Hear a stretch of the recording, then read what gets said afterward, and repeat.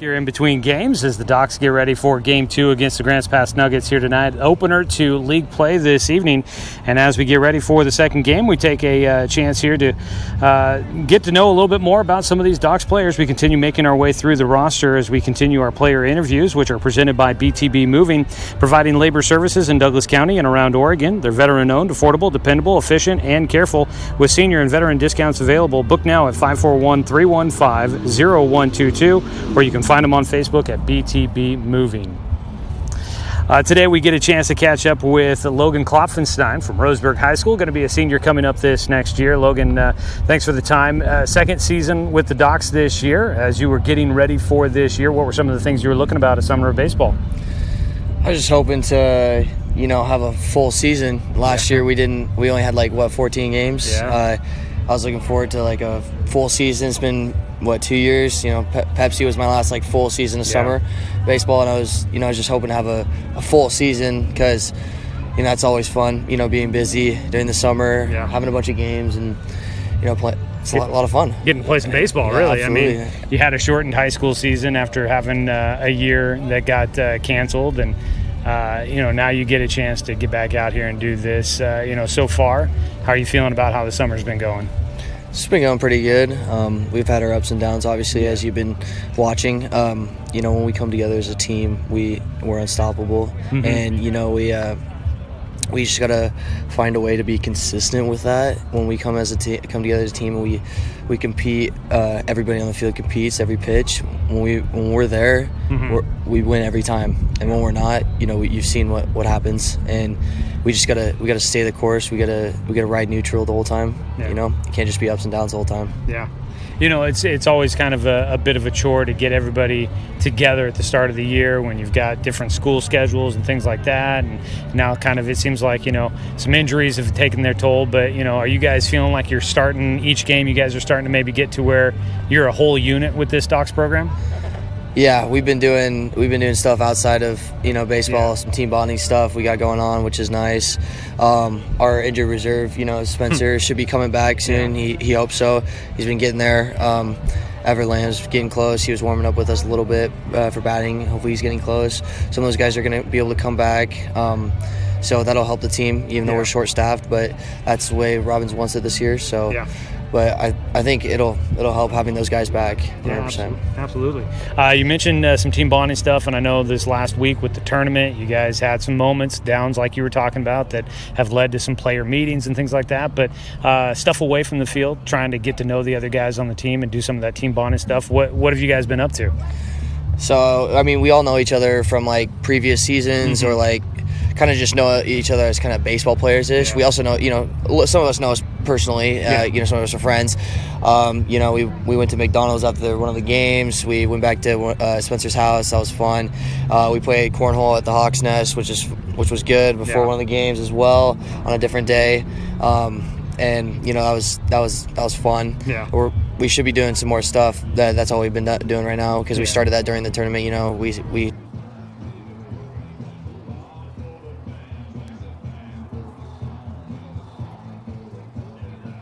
culminates for better culture here and team competitiveness. Yeah, good chemistry that you guys will be able to build out of that. Well, as for you, just wrapped up a junior season there with Roseburg High School and multiple different sports. Unfortunately, we didn't get to see you out at the basketball court this year, but football, basketball, baseball in the past. Are you planning on going into senior year as we hopefully get back to a schedule of normal sports schedule? Are you hoping to try and do 3 sports again? Yeah, I hope so. I was bummed I couldn't do basketball this year, but I ultimately wanted to do baseball first and foremost. So I went with playing summer baseball over that because I just didn't want to compete with the schedules and stuff. But normal year, hopefully our senior year is, then that's probably what my plan is. Senior year, anything as you kind of, I know it's just the start of summer, so you got all summer to go still, but it'll be here before you know it. Soon you will be the top dog at Roseburg High School, senior class. You looking forward to anything about senior year coming up?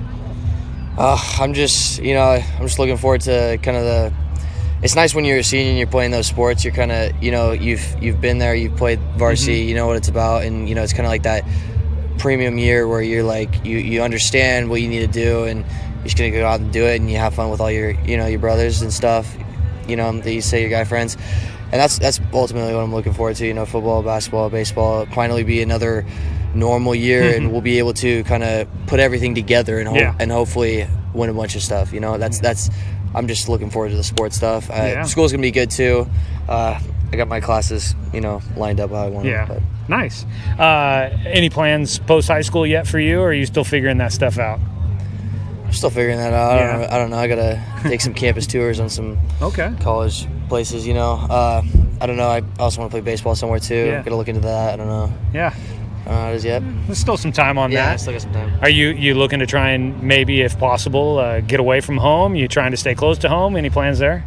I hope to stay in Oregon. It's a lot cheaper, obviously. But that's what I'd like to do is probably stay in Oregon, hopefully. Athletics, obviously, I think, with the talent that you've shown, that there might be an opportunity for you there in the future. But education-wise, is there something that kind of strikes your passion that you're hoping to maybe continue studying? I hope to be a police officer like my dad. So you don't really need much schooling for that, but I'll probably do something during school because I'm super smart, so I can pretty much do whatever I really want to do. So I don't really know, but I will do something educational for sure. 4 years for sure, obviously. Nice, good to hear there. As you guys make your way through this summer here, you mentioned kind of some of the stuff that you guys have been able to do as a team, but looking back, maybe the summers where you had a little bit more time, is there activities you like doing away from the ball field, away from athletics, that you enjoy getting out and doing some hobbies or something? Yeah, I mean, I'll float the river like we usually a lot of people like to do. Go to the lake, wake fisher, all that kind of stuff. Not really, more like go to the lake, wake surfing, wake skiing, on the water on the boat. Where do you go? That is the question I keep asking everybody. Where do you go? Usually go to like a little a lake in Florence that they got going on, a little lake house there, which is fun. What lake is that one? I'm not sure. You're blanking? Okay. My family's gone over to the coast for a long time to 10 Mile Lake, which is a little bit south of Florence there. But, so I was just curious. Yeah, go to the dunes as well. Yeah, absolutely. Love going on the dunes, or just go to the coast in general, go on the beach. That's fun. I love those places. I catch gophers in the summer, too, for people. I'm pretty good at that. Make some money out there, which is fun. Okay, that's probably one of the more random things I've heard somebody say that they've done. I'm pretty good at it. Yeah? What's the key to try and catch gophers? You just got to be good. I don't know. I don't really know because I just watch my dad do it. You got a certain bait or something? I just got to trap it, catch it, Yeah. It's fun.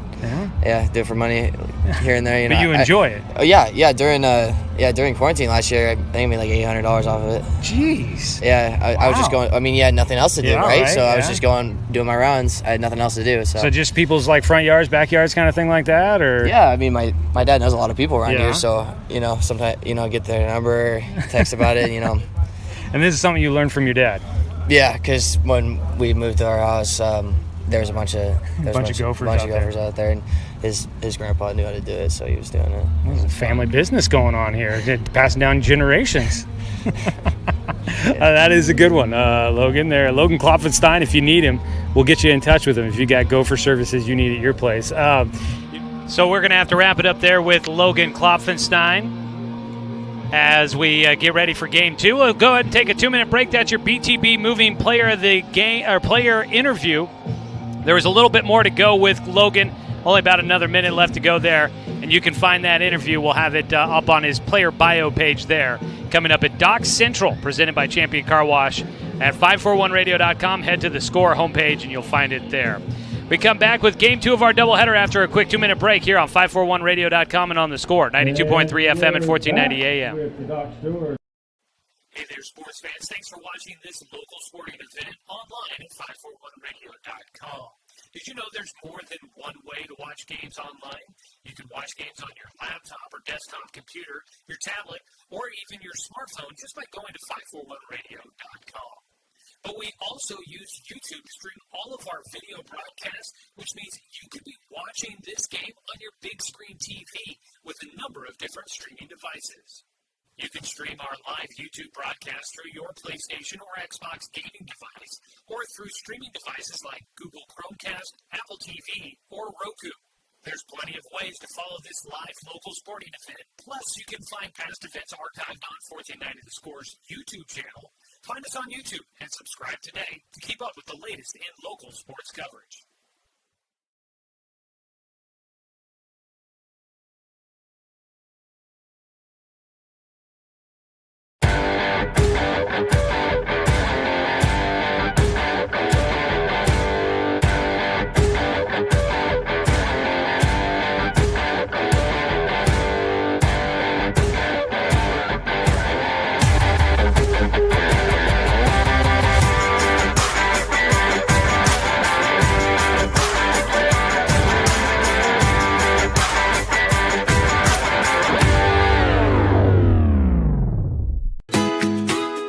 Get ready to satisfy your dessert cravings with Mountain Mike's new mini churros. These delicious bite-sized churros are the perfect dessert to pair with your favorite Mountain Mike's pizza. Made with only the freshest and finest ingredients. Dough made fresh daily with 100% whole milk mozzarella cheese and toppings to the edge. For limited time only, get 16 mini churros for the whole family for only $4.99. Don't wait. Order yours today for dine-in, carry-out, or delivery. Welcome you back here to Bill Gray Legion Stadium at Champion Car Wash Field. Tonight, Game 2 of our doubleheader between the Docs and the Grants Pass Nuggets. Underway with lefty Dominic Titone on the mound, squaring off against the lefty Andy Lacey for Grants Pass. We are in the top of the first inning, just underway here in Game 2 after the Docs win 3-0 in Game 1. A 2-1 pitch fouled off by Lacey for strike 2. We will get a look at our Oak Hills Golf Course starting lineups for Grants Pass here in the first inning, as we play a little catch-up in between games here. It's always a rush to get the lineup cards and get everything set for the second game of your doubleheader. The 2-2 pitch outside. The count will go full for Dominic Titone, who gets the start in the nightcap of today's twin bill. Titone comes in. He has pitched 4 2/3 innings. He's got a 0-1 record with 1 loss in there. He misses outside and will walk the leadoff man. Titone in his 4 2/3 innings, he's given up 4 hits, 4 earned runs. His ERA 6.00, so he's going to try and work that down here tonight. He's given up 10 walks, now 11, 4 strikeouts, hit 2 batters in 4 2/3 innings of work. So Andy Lacey will get on, the leadoff man. On base for Grants Pass. Didn't get to say that, except for one time in Game 1 of the doubleheader. Pitch misses outside to Cameron Sewell. It's back-to-back lefties again at the top of the lineup for head coach Jeff Weiss and the Grants Pass Nuggets. A 1-0 from Titone, a strike taken. Evens up the count at 1 ball, 1 strike against Sewell.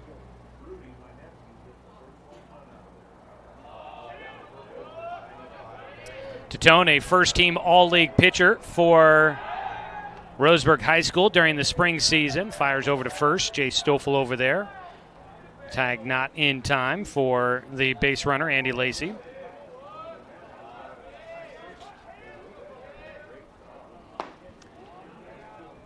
Strike 2 at the plate. Squaring to bunt again. Sewell can't make contact. And he's down, a ball and 2 strikes here with nobody out and 1 on in the top of the first inning of Game 2 in our doubleheader.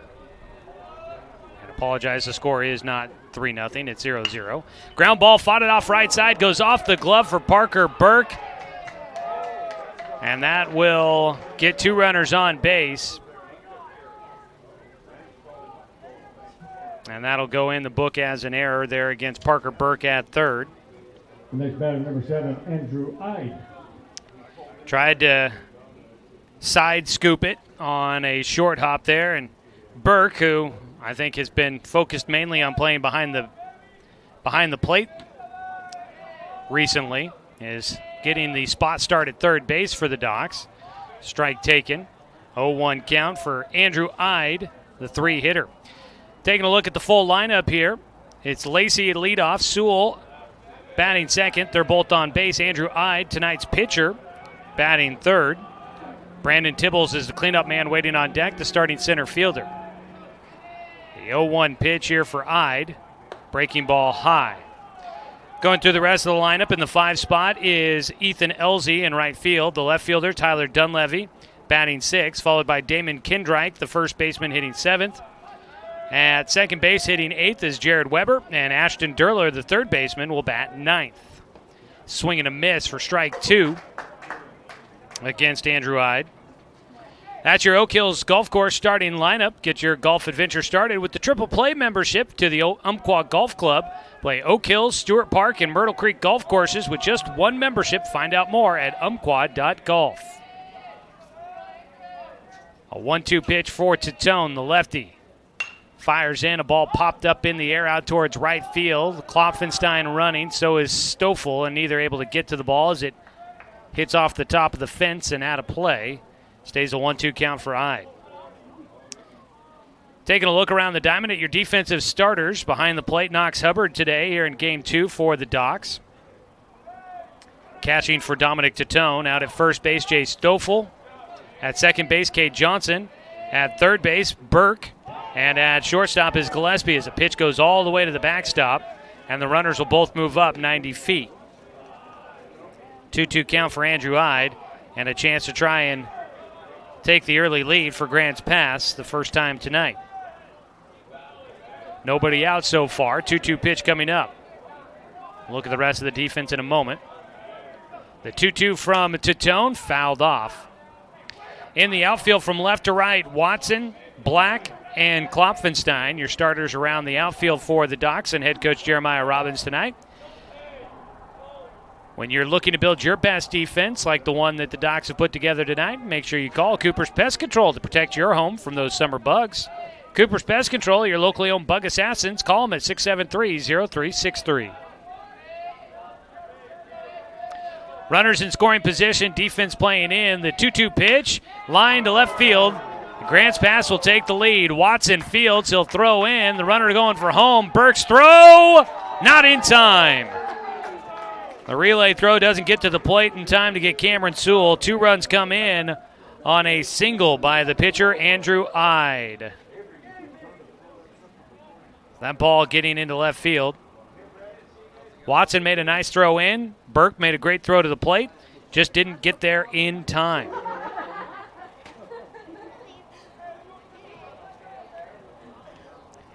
So 2 runs come in on the single. Grants Pass takes the early lead. 0-1 count to start off for Brandon Tibbles. With still nobody out. The 0-1 pitch, he squared to bunt, takes it back for a 1-1 count.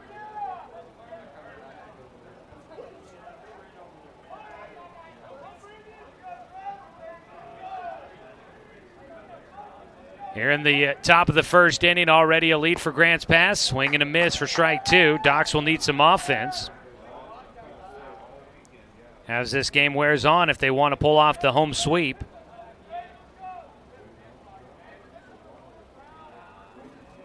The 1-2 goes again to the backstop for Titone, and it takes forever to come down after running up the netting and then looping back to Knox Hubbard, the catcher. So a 2-2 count with another runner in scoring position on a wild pitch for Dominic Titone. That is 2 wild pitches so far here in the first. Ball in the air on the infield, going back into the outfield grass. The second baseman, Cade Johnson, makes the catch. So that'll be your first out here in the first inning for the Docs defense. One down is Ethan Elzy will bat, the 5-hitter, with Andrew Ide out at second base in scoring position. Batter number 15, Ethan Elzy. Elzy have an opportunity here to try and at least move the runner up, if not bring him in to score.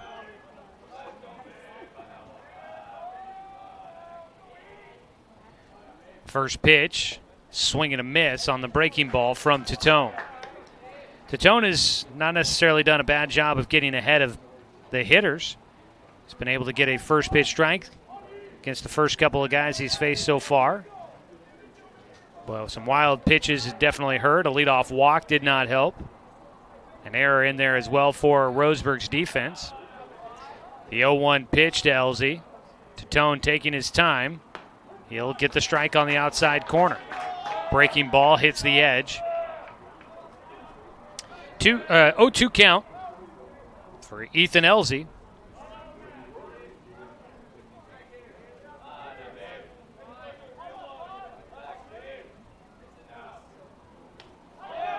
Another one goes to the backstop.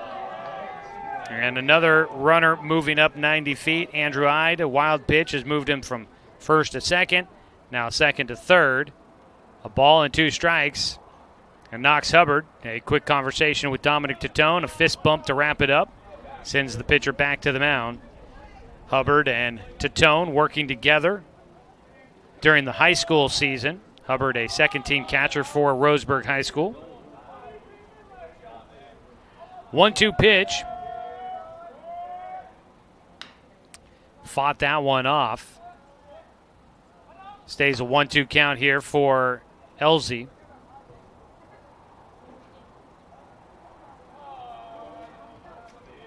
Grants Pass dugout down there, staying a little lively after losing game 1, sticking in it.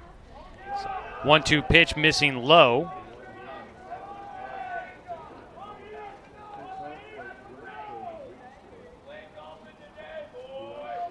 So the 2-2.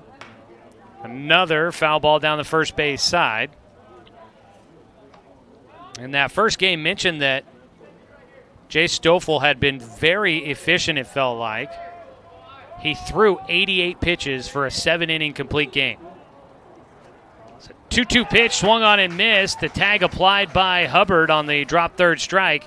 And Tatone will get a strikeout for the second out. Gets Elsie swinging and missing. 2 down, 1 away. Strikeouts this season presented by Mountain Mike's Pizza. Making sure that your next pizza night's not a swing and a miss. It's Mountain Mike's Pizza the way it ought to be. 88 pitches in that game for Jay Stoffel, 70 of them for strikes. That is efficient and attacking the zone for sure. Just continues to add to the impressiveness of what Jay Stoffel did in game 1 of our doubleheader. Lefty Tyler Dunleavy at the plate with a 1-0 pitch. Takes low and outside for a 2-0 count. So not the start that Dominic Tatone was hoping for here on this warm Monday night in Roseburg. Fires in the 2-0 pitch, gets a swing and a miss on his sweeping curveball.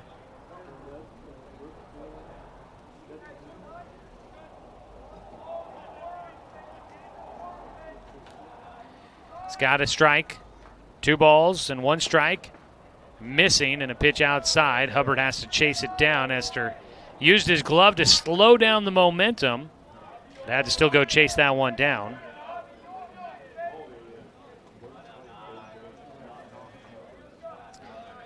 Three balls and a strike. And there's ball 4. Runners on the corners.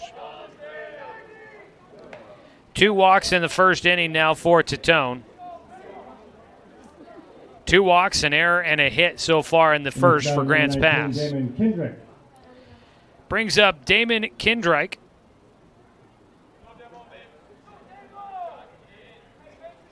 The first baseman from Crater High School.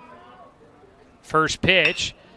Out towards left center on the run. Sebastian Watson came up with it. Shoe top grab. Goes tumbling to the turf. Had to wait to find out if he hung on to that baseball. Makes a great grab in left center to finish off things in the top of the first. Go to the bottom of the first inning. Docs with some work to do. Trailing 2-0 against Grants Pass on 541radio.com and on the score. 92.3 FM and 1490 AM. Hey there, sports fans. Thanks for watching this local sporting event online at 541radio.com. Did you know there's more than one way to watch games online? You can watch games on your laptop or desktop computer, your tablet, or even your smartphone just by going to 541radio.com. But we also use YouTube to stream all of our video broadcasts, which means you could be watching this game on your big screen TV with a number of different streaming devices. You can stream our live YouTube broadcast through your PlayStation or Xbox gaming device, or through streaming devices like Google Chromecast, Apple TV, or Roku. There's plenty of ways to follow this live local sporting event. Plus, you can find past events archived on 1490 The Score's YouTube channel. Find us on YouTube and subscribe today to keep up with the latest in local sports coverage.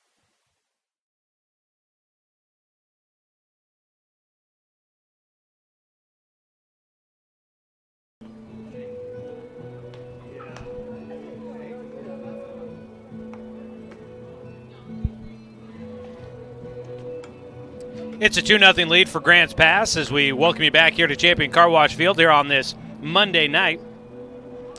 Does feel as if the breeze is cooling things off a bit here, but it has been a warm one. Looks like we have dropped into the mid-80s, so that's something.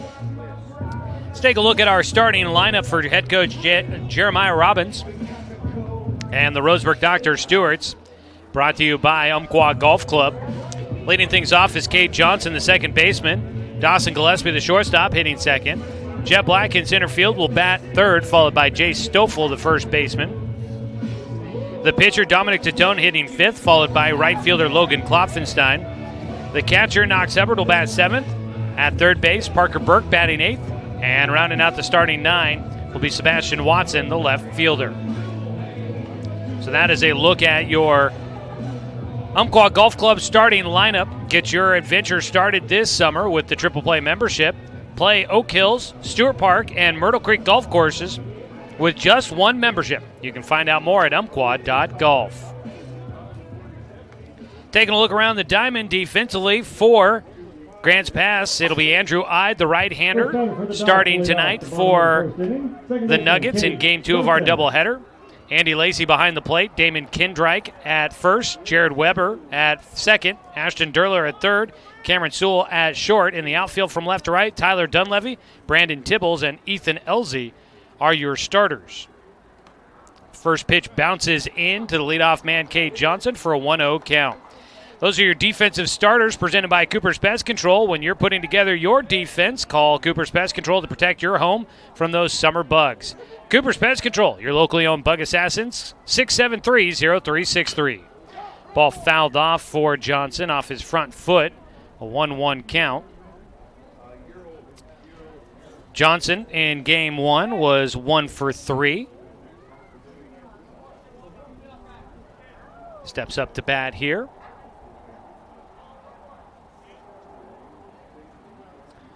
1-1 pitch from Andrew Ide. Breaking ball. Too enticing to let it go by there for Cade Johnson. That pitch was definitely outside the zone, but it's one of those kind of soft curves up near the eyeballs. It just looks super enticing, and Johnson had to go after it. Chops that one. Tomahawk chops that one out of the park. 1-2 pitch. Breaking ball this time stays outside, able to lay off. Johnson will have a 2-2 count. Andrew Ide on the mound from Grants Pass High School, a senior this past school year, graduating there. First time these two teams met. Neither of the pitchers that we've seen for Grants Pass so far today threw against the Docs the first time they met back on Wednesday. It's a foul ball. Johnson stays alive with the 2-2 count. So this will be the first time seeing Andrew Ide for many of these batters. The 2-2 bounces outside, gets away from the catcher, Andy Lacey. Now, for some of the Roseburg High School guys, they did face Grants Pass during the high school season. Trying to see if I've got some of those box scores in my scorebook here. The 3-2 pitch. Johnson fouls off another one. He'll stay alive in a long battle to start things off here in the bottom of the first. Now, the first time against Roseburg High School, against Grants Pass High School for the Roseburg High School team, they did not face Andrew Ide on the mound. Another ball fouled, this time opposite field, going down the right field line and out of play.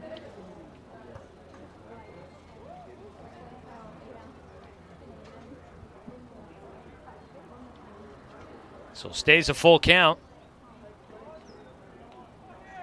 Now, The full count pitch, let it go by high. There's ball 4. A battle at the plate for Cade Johnson, and he wins that one. Next batter, shortstop Dawson Gillespie.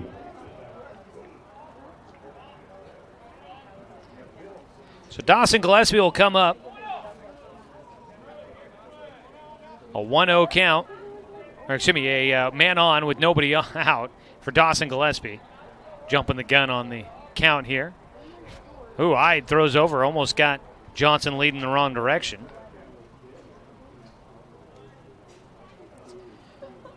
Walk to the leadoff man, sounds familiar, right? That was the case in the top of the first for Grants Pass. First pitch in the dirt, gets away from Lacey. He has to get his traction on the turf and chase that one down. Into second base goes Johnson on the wild pitch. So man in scoring position for Dawson Gillespie as the Docs trail 2-0. Chance to try and get into this one here. And a visit out to the mound for Andy Lacey.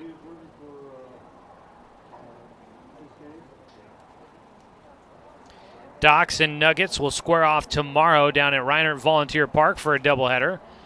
Same timeline. We'll start at 5 o'clock down there. 4:45 pregame. Play 2.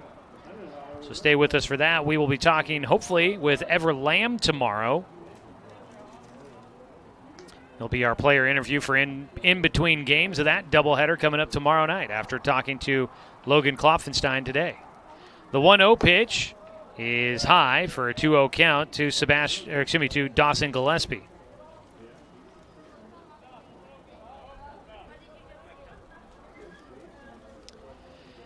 Two balls and no strikes.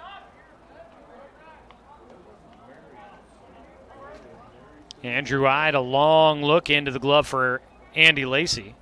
The 2-0 pitch out in front. Got a swing and a miss. Ball popped off the glove for Lacey. And into third base will go Cade Johnson. A pass ball for the catcher. That one hitting off his glove on a swing and a miss by Gillespie. And that allowed Cade Johnson to move up 90 feet. So a 2-1 count with a man at third now for the Docs. Outside, count goes to 3-1.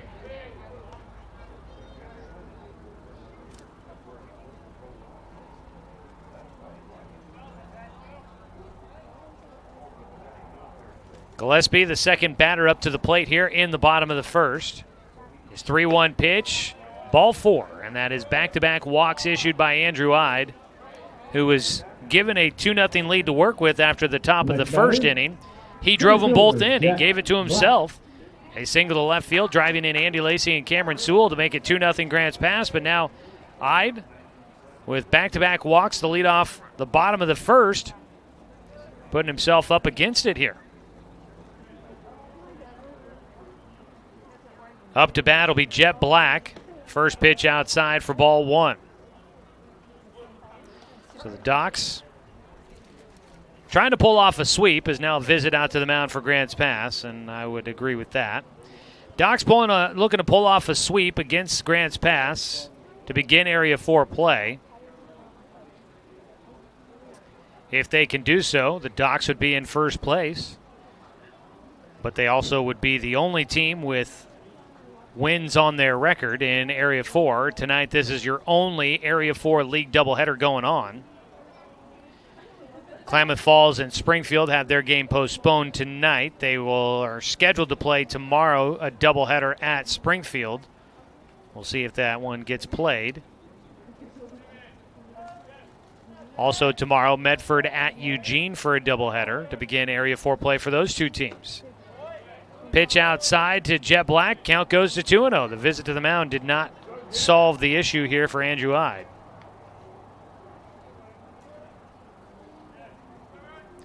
2-0 pitch out of the stretch. Fastball ripped down the third base side past a diving Ashton Durler. 1 run in. Up to second base goes Gillespie, and he will hold on there. Dawson Gillespie getting 90 feet on the base paths. Coming in to score, Cade Johnson. An RBI single for Jet Black. Jet will have the first hit and a big one for the Docs here in Game 2. It gets them on the board. 2-0 your score, or excuse me, 2-1 your score, with nobody out so far here in the first inning. Up to bat will be Jay Stoffel, an RBI opportunity for him as well. He takes off speed high. With the first hit of the ball game in the books for the Docs, want to remind you every first hit is presented by MSK True Value. Make sure you don't swing and miss with your next project. Head to MSK True Value and Building Supply, located at Myrtle Creek and Tri-City. Looks like we'll have a pitcher starting to get a little stretched out for Grants Pass. A 1-0 pitch to Jace is outside for a 2-0 count. Dominic Tatone, starting pitcher for the Docs, waits on deck. He's got a little bit of life now. He's gotten one of the 2 runs back that he gave up in the top of the first. The 2-0 pitch to Stoffel misses high and inside for a 3-0 count, and things not quite working here for Andrew Ide in the bottom of the first.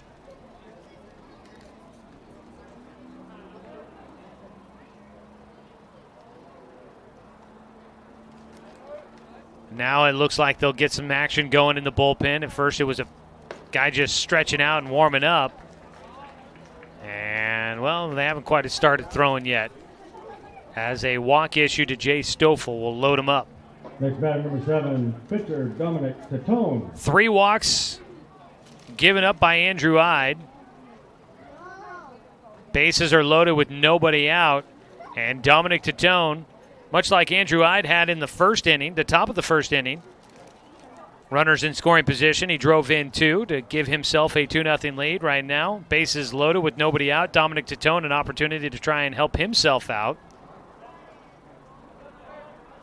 Defense will play in on the corners, playing back up the middle for that double play at second base.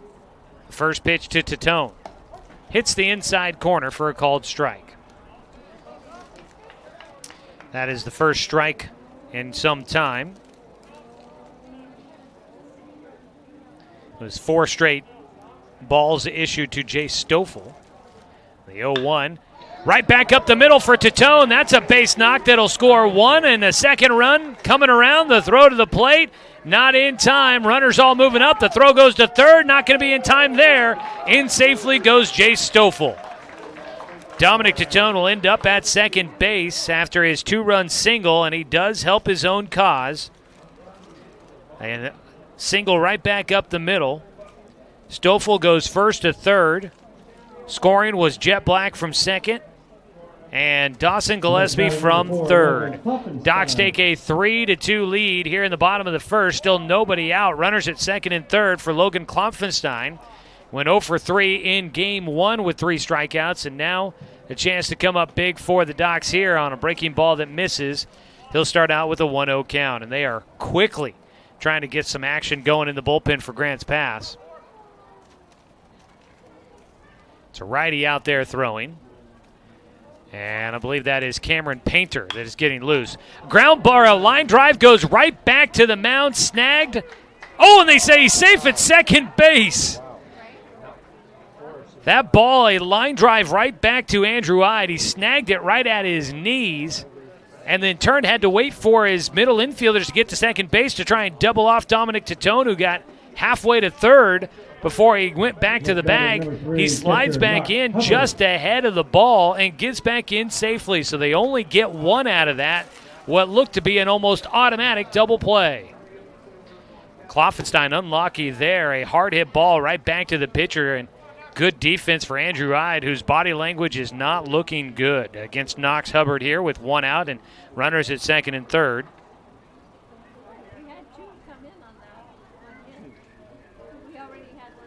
The 1-0 pitch is high to Knox Hubbard for a 2-0 count. At third is Jay Stoffel. Dominic Tatone still at second base.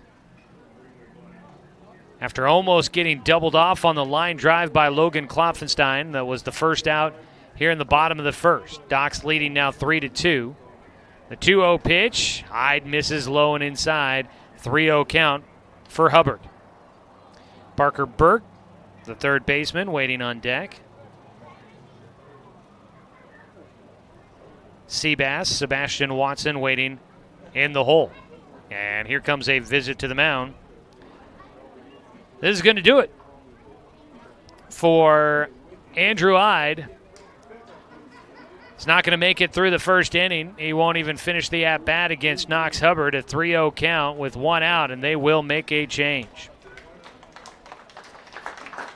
So it'll be 6 batters faced for Andrew Ide, and a new man will take over on the mound. He pitches just 1/3 of an inning. It's our first Shelby and Migulena Construction call to the pen of the night.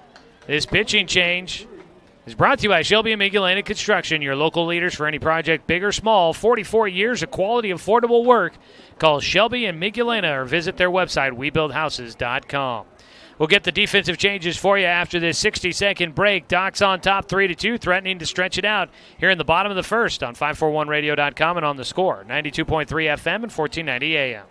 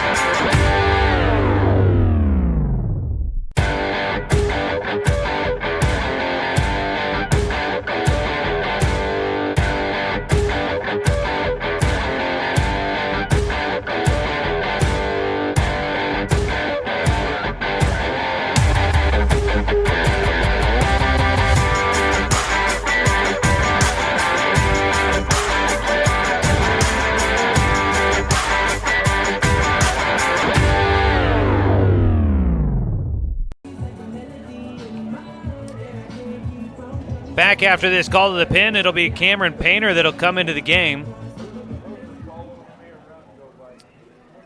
And Andrew Ide done after a third of an inning of work. He gave up 2 hits, 3 walks, right now tallying 3 runs that he has allowed in the ball game. But 2 runners on base to his credit. Looks like Ide will stay in the game. He goes to left field. Tyler Dunleavy, I think, is the player that comes out in favor of Cameron Painter, the new pitcher, a right-hander. Cameron Painter from Crater High School. He'll miss on the 3-0 pitch to Knox Hubbard and issues the walk. And that loads him up. So it was Cameron Painter inherited a 3-0 count against Knox Hubbard and pitches just once to put a man on base. So bases are loaded, just 1 out, and Doc's already with 3 runs in here in the first. Trying to add to it, Parker Burke takes the first pitch for strike 1.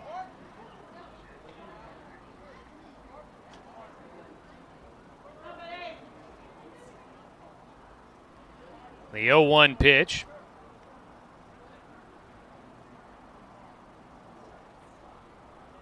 Stepping off and resetting will be Painter.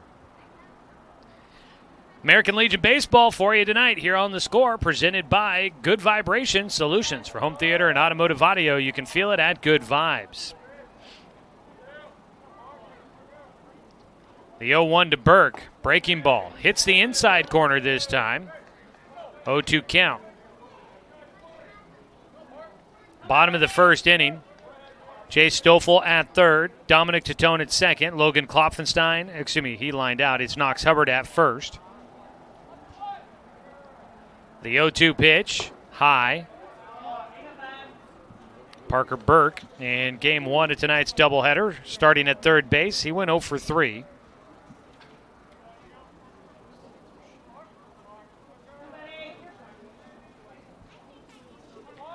The 1-2 pitch for Painter is high and inside, 2-2 count. Roseburg High School playing against Crater High School during the spring season did face off against Cameron Painter. He pitched 1/3 of an inning in relief, faced just 3 batters, got out of it, then they brought in somebody for the 7th inning. He pitched some short relief for the Comets in that game. Misses outside on the 2-2 pitch for a full count. He faced Dawson Gillespie and Knox Hubbard, as well as Austin Takahashi, who is not with the team here tonight. So He faced 3 guys that are currently on the Docs roster, but gave up 2 walks and then got a ground out to first from Knox Hubbard in that relief appearance back on May 4th. Full count here to Burke, and he takes outside for ball 4 and will pick up an RBI as the Docs will score a run with a bases-loaded walk. So the Docs will add to their lead, now on top 4-2. Everybody moves up. Tatone to third, Hubbard to second, Burke to first, and it'll bring up the 9-hitter, Sebastian Watson. Docs hitting through the lineup here in the first. Watson fouls off the first pitch, back into the net behind home. Still just 1 out on the line drive right back to the mound by Logan Klopfenstein. That Andrew Ide played perfectly, snagging. Almost had a double play, but didn't get the baseball to second base in time to get Dominic Tatone, who was back tagging up. Ide had to wait for his middle infielders to get to the bag in time to throw it to him. The 0-1 pitch here for Watson. Breaking ball inside corner, called strike 2.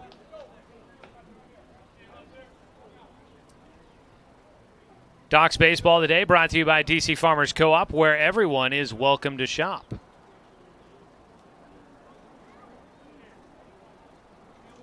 The 0-2. Missing a bit further inside this time. Take a look at, there's some high school basketball going on tonight. We'll take a look at that scoreboard.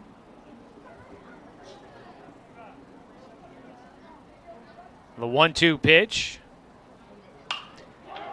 Watson pops it up in the air. Long run for everybody out towards right field. That ball gets down. Everybody's got to get moving. It brings in another run. A bloop single for Watson. And when things are going right, they're going right. A RBI bloop single out to right field. Ethan Elsie, a long way to run as that ball just inside the foul line down the right field side. The second baseman, Jared Weber, took a while to get there. And first baseman, Damon Kendrick, who had the shortest run but the toughest angle, he didn't get a chance to get there as well. Docs had another run.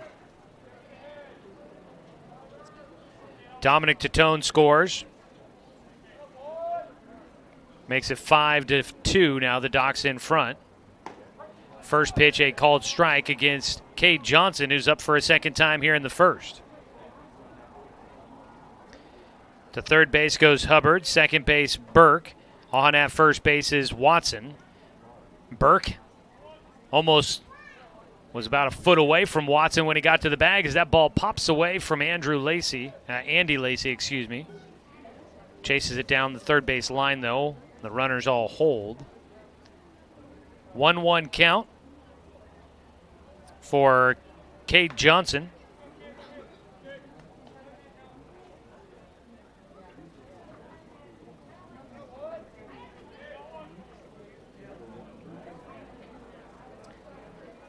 In relief, Cameron Painter trying to get through this first inning for Grants Pass. Fires in a pitch on the hands, fouled back by Johnson. Cade walked in the leadoff spot here in the bottom of the first. Came around to score on the base hit by Jet Black.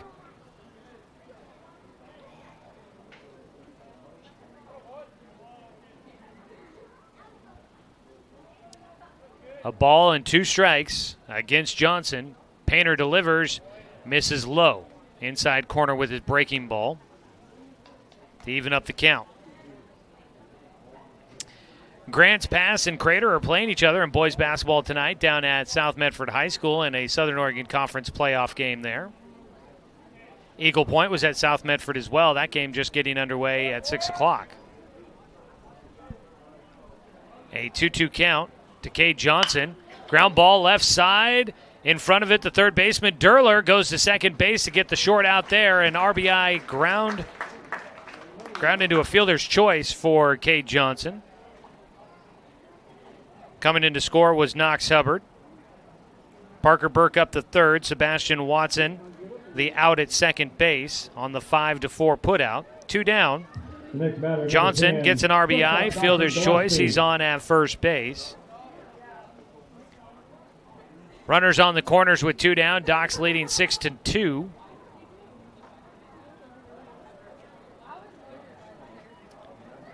Dawson Gillespie will bat. He drew a walk in the first inning, and he'll bat for a second time here in the first inning. A breaking ball, strike one.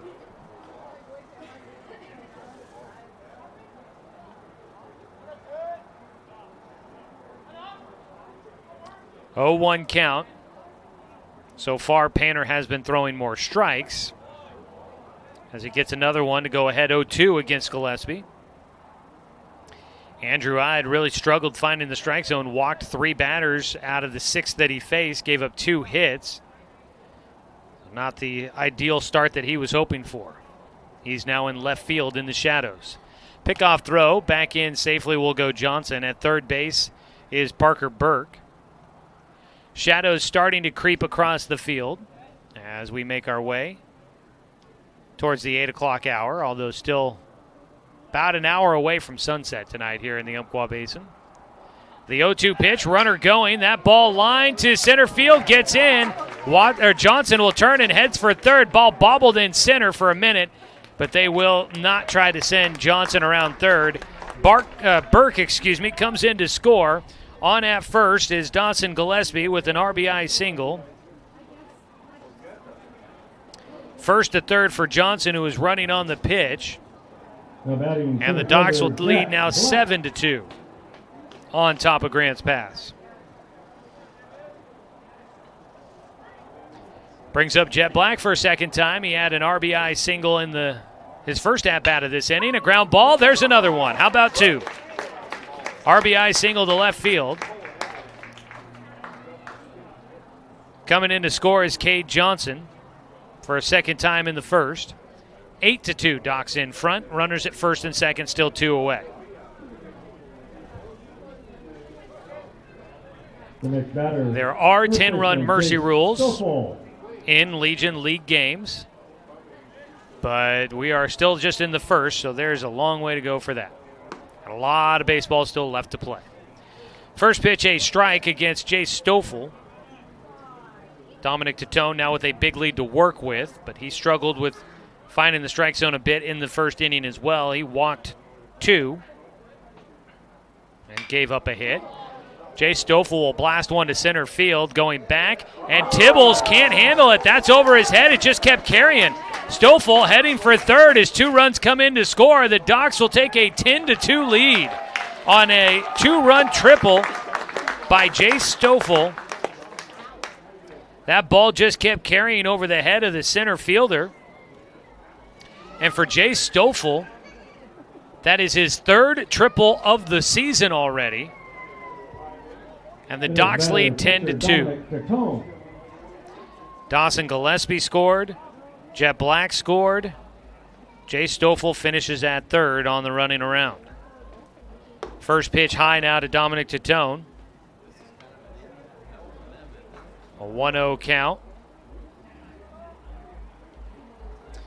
So far, I got to count because I'm not good.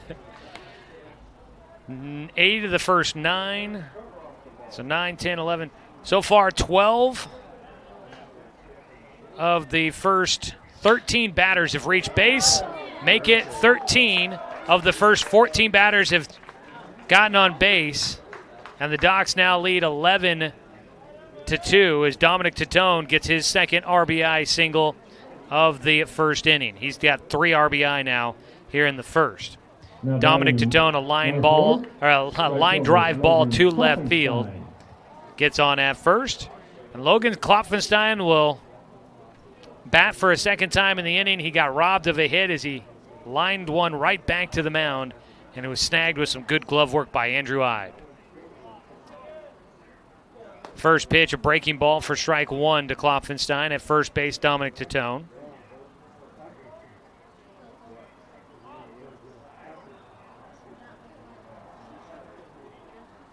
So 12.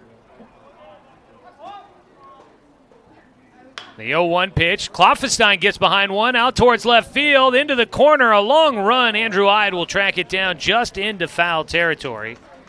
So Andrew Ide on the mound and in left field makes putouts against Logan Klopfenstein twice here in the first inning. Docs get 11 runs on the board in the bottom of the first. They lead 11-2 as we go to the top of the second inning. On 541radio.com and on the Score, 92.3 FM and 1490 AM. Josh Nelson from Off the Wall on the Score. When I'm not in the Score Sports Closet, I own and operate BTV Moving here in Roseburg. We are a labor-only company offering services such as packing, unpacking, loading, unloading, piano moving, cleaning services, and 24-hour emergency services. We pride ourselves on being an affordable, veteran-owned company. Contact us at 541-315-0122 for all your moving needs. That's BTV Moving, 541-315-0122.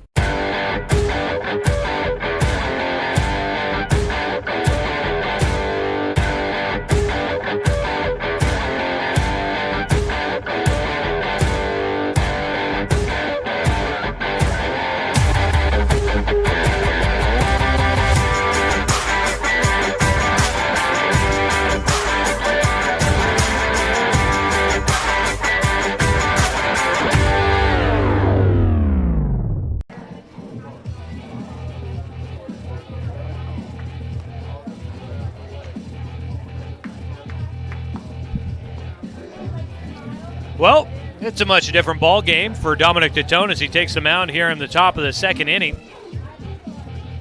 After the top of the first, he was down 2-0. He now takes the rubber, and he's got an 11-2 advantage to work with.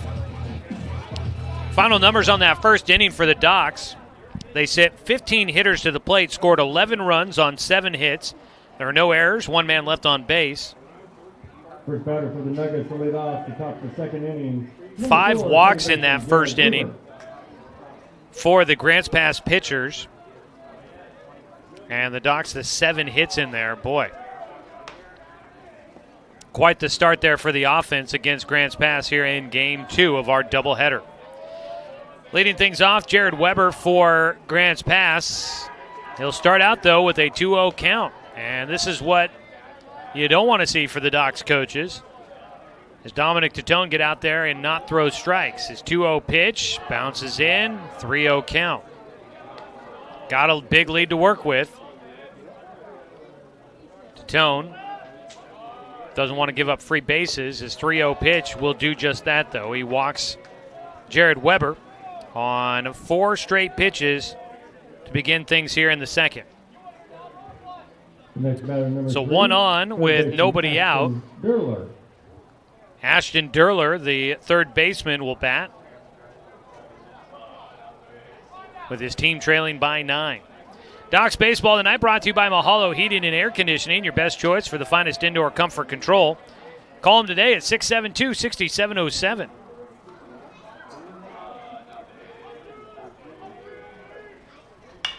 The 0-1 pitch to Durler is out to right field. The wind playing with that one, it looked like a little bit for Logan Klopfenstein, but he's able to stay underneath it. Retires Ashton Durler for the first out here in the second. Jared Weber back to first base. Top of the order, Andy Lacey walked in the first and scored a run. Grants Pass sent 7 hitters to the plate in the first inning, scored twice. It felt like that was a pretty good start for them. But 15 hitters to the plate and 11 runs for the Docs kind of topped it. Pitch high, a 1-0 count for Lacey.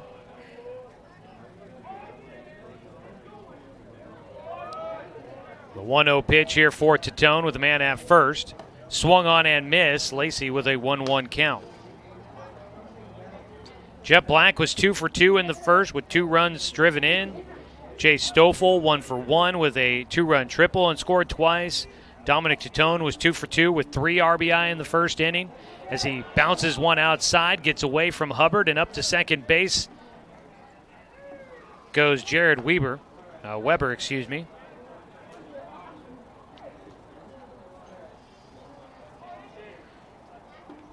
So man at second base with a 2-1 count and 1 out. Down low. Count goes to 3-1.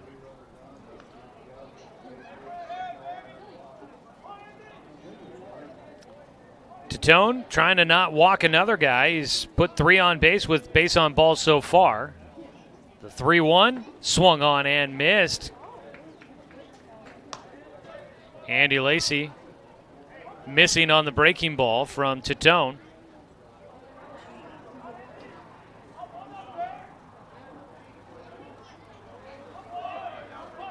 Dominic. Strike 3 called. He gets the strikeout against Lacey. Hits his breaking ball right at the top of the zone for his first strikeout of the night. Actually, make that his second. And it's another Mountain Mike's Pizza strikeout. Don't strike out on your next pizza night. Mountain Mike's Pizza. Pizza the way it ought to be. First pitch to the 2-hitter. Cameron Sewell takes low for ball 1. 2 down. Here in the top of the second, a man out at second base is Jared Weber.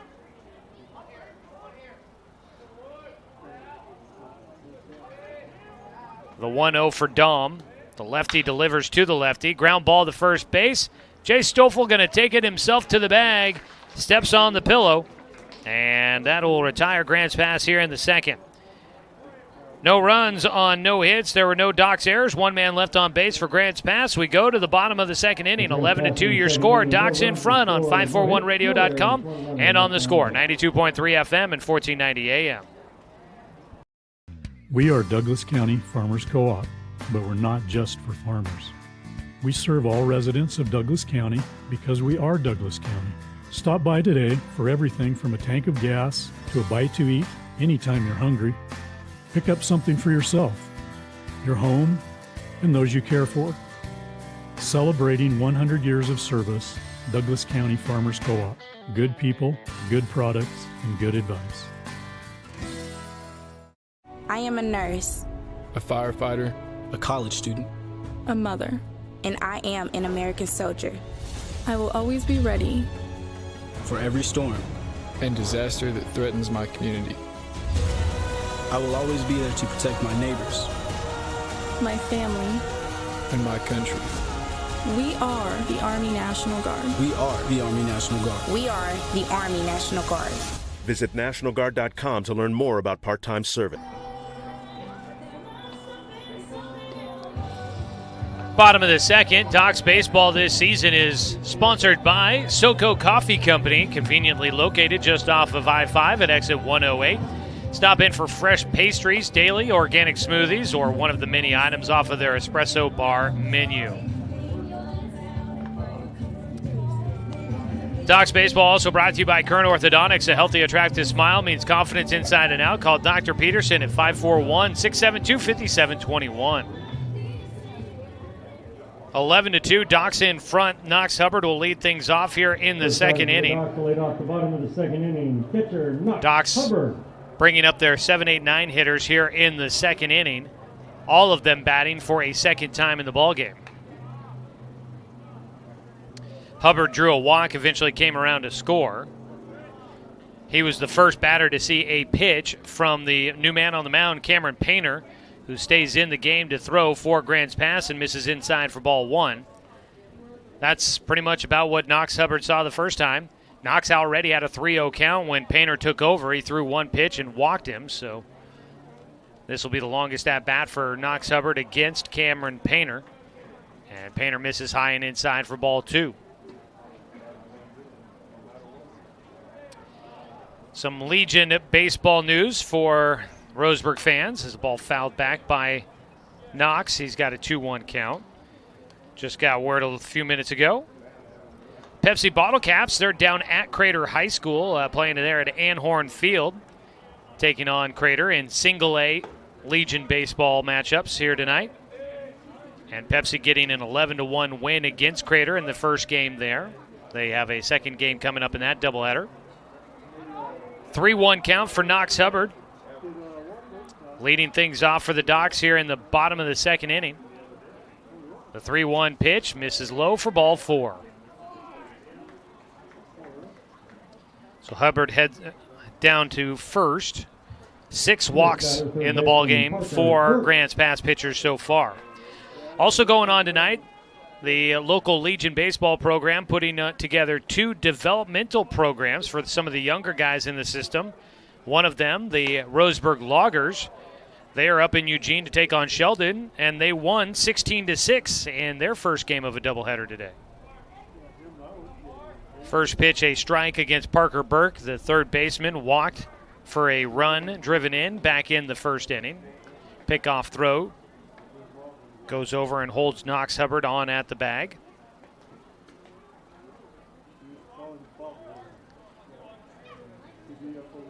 Knox staying in to run for himself. Breaking ball misses high to Burke, a 1-1 count. Been meaning to see when the Docs are out in the field how many guys are left in the dugout. It feels like they are fairly short-staffed tonight. The 1-1 here for Painter.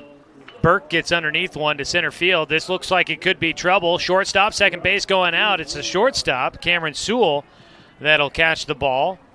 Brandon Tibbles, the center fielder, was way back in center field. He had a long run, but the shortstop able to make up the ground and make the catch in center field for the first out.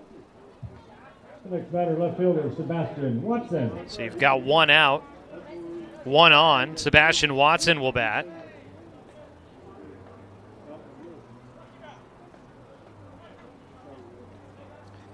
Watson had an RBI single in the first. He'll take for ball one. He blooped one into no man's land in right field. It was a long run for Ethan Elzey out there, Jared Weber and Damon Kendrick. They all had a long way to go to try and get to it. As another ball low has the catcher, Lacey, flailing to get to the baseball. He's got a 2-0 count.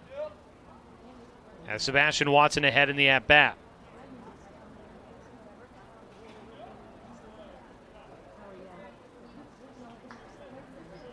2-0 pitch, swung on and missed. The breaking ball, good location there for Painter.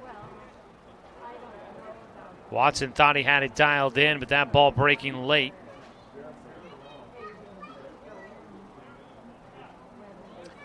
Two-one offering. Got a piece of it, and that one catches the catcher. And behind the plate, Andy Lacey will walk that one off. 2-2 count for Sebastian Watson. Out at first base, Knox Hubbard.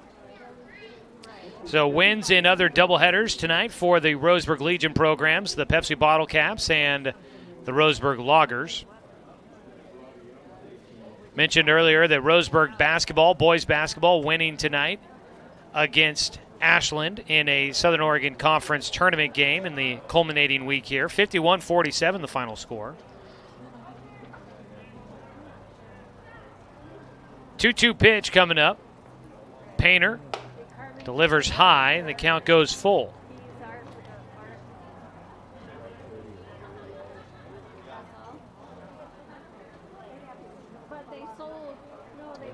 Three-two pitch.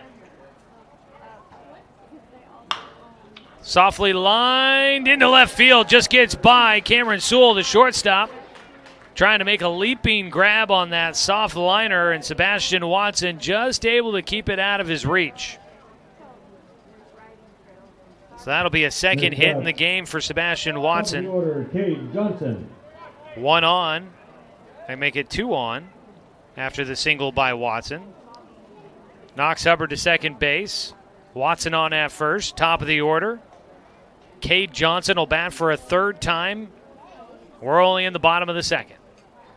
Tells you a little bit about what's been going on with the Grants Pass pitching staff. First pitch misses for ball one to Johnson. Cade has gotten on base twice, once with a walk and once on a RBI fielder's choice. 1-0 pitch from Painter. Well, he was well out in front of that one, a swing and a miss for a 1-1 count to Cade Johnson. Dawson Gillespie waits on deck. He's 1 for 1 with an RBI single and a walk. And Painter's just going to walk back Knox Hubbard out at second base. Middle infielders weren't really helping him out much there, so he just walks back towards the bag, and that gets Hubbard back there. Second baseman now holding on Knox. Pitch comes in. And Johnson will take low for a 2-1 count. Docs on top, 11-2 here in the bottom of the second. Trying to pull off a sweep at home against Grants Pass to start Area 4 play. The 2-1 swung on and missed.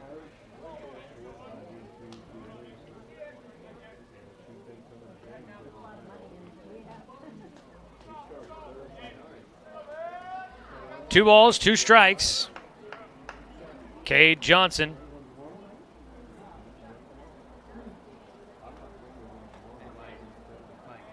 Look over to first base there for Painter. No action in either bullpen. This is another long inning. It's only the fourth batter, but it feels like another long one here for Dominic Titone to be in the dugout as he waits to come back out and start pitching. A ball lifted to center field for Johnson. Underneath it, Tibbles will make the catch. Hubbard tags but does not try to go to third. Two down now. Dawson Gillespie will bat with two outs and runners on first and second. Dawson Gillespie. Shadows continue to stretch across the outfield and now from third base across the infield diamond. Temperatures dropping down to 81 in Roseburg here at 8 o'clock this evening. 8 o'clock on the nose and it's still 81 degrees out. I would say that it seems crazy to think, but I'm pretty sure I almost say that most baseball seasons when it gets to these hot days like this.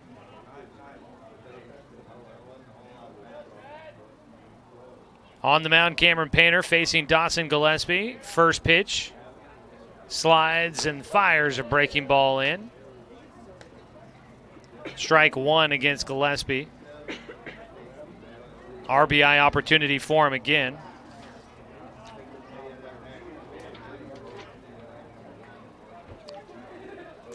Dawson this season. Foul tips that one back to the backstop, just off the glove of the catcher.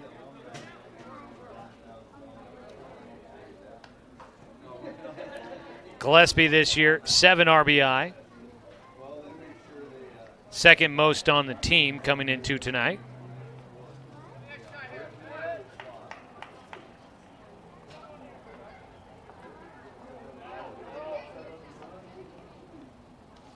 Jay Stoffel added to his RBI total with 1 in game 1. He's into double figures, leading the team in that runs batted in category. As a foul ball makes it a 0-2 count for Dawson Gillespie.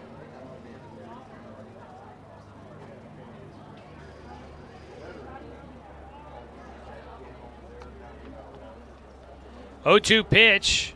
Painter misses high. The count goes to 1-2. Some high school basketball. We mentioned Roseburg winning tonight against Ashland.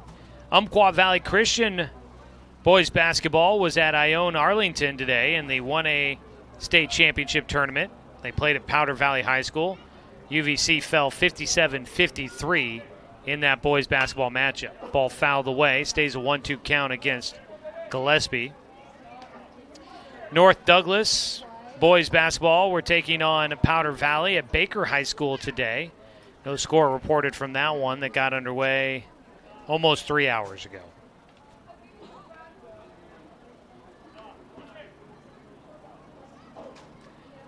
Off-speed pitch outside for Gillespie. He holds off, doesn't take the bait.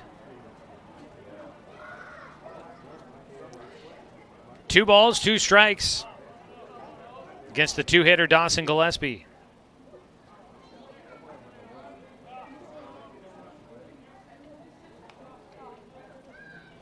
Painter's 2-2.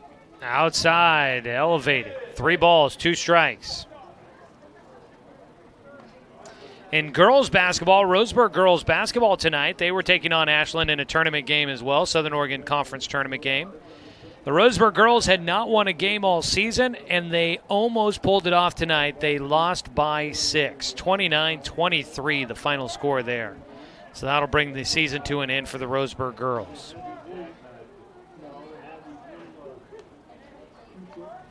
Full count pitch here for Gillespie. Runners going. He pops that one back of home. Foul. And we'll do it again. Runners all back to their bags. Gillespie looking for his second hit of the ball game.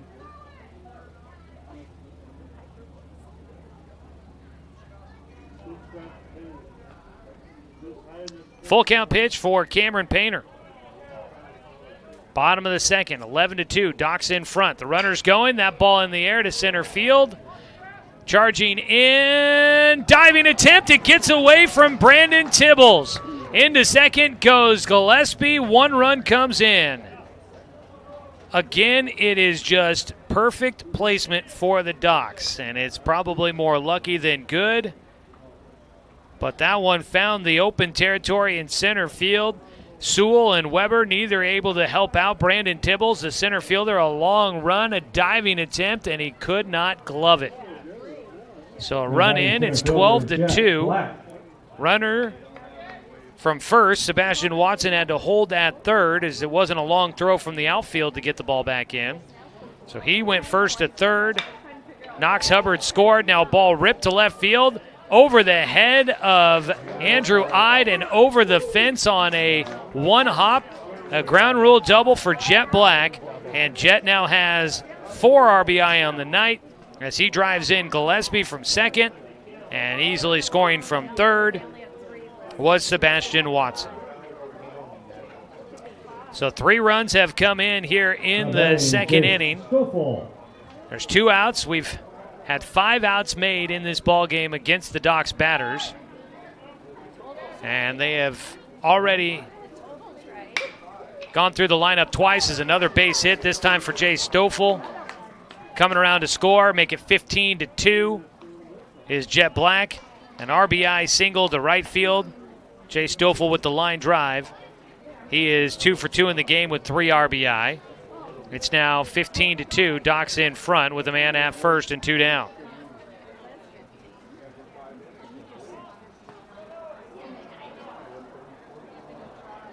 Jet Black now 3 for 3 in this game with 4 RBI and 3 runs scored.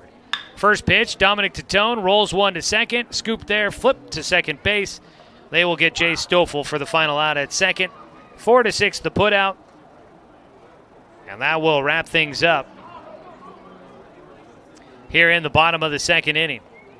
Docs get 4 more runs on the board and lead 15-2 as we go to the top of the third on 541radio.com and on the score, 92.3 FM and 1490 AM.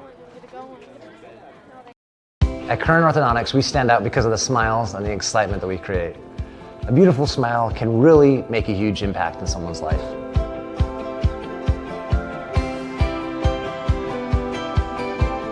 Our main goal is we also want you to be able to walk down the street and have your neighbors say, hey, where did you get that great smile? And for you to be able to say, at Current Orthodontics.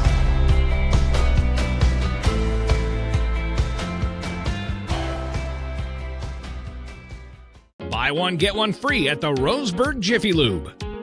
Buy one signature service oil change at regular price and receive a coupon for a second one free.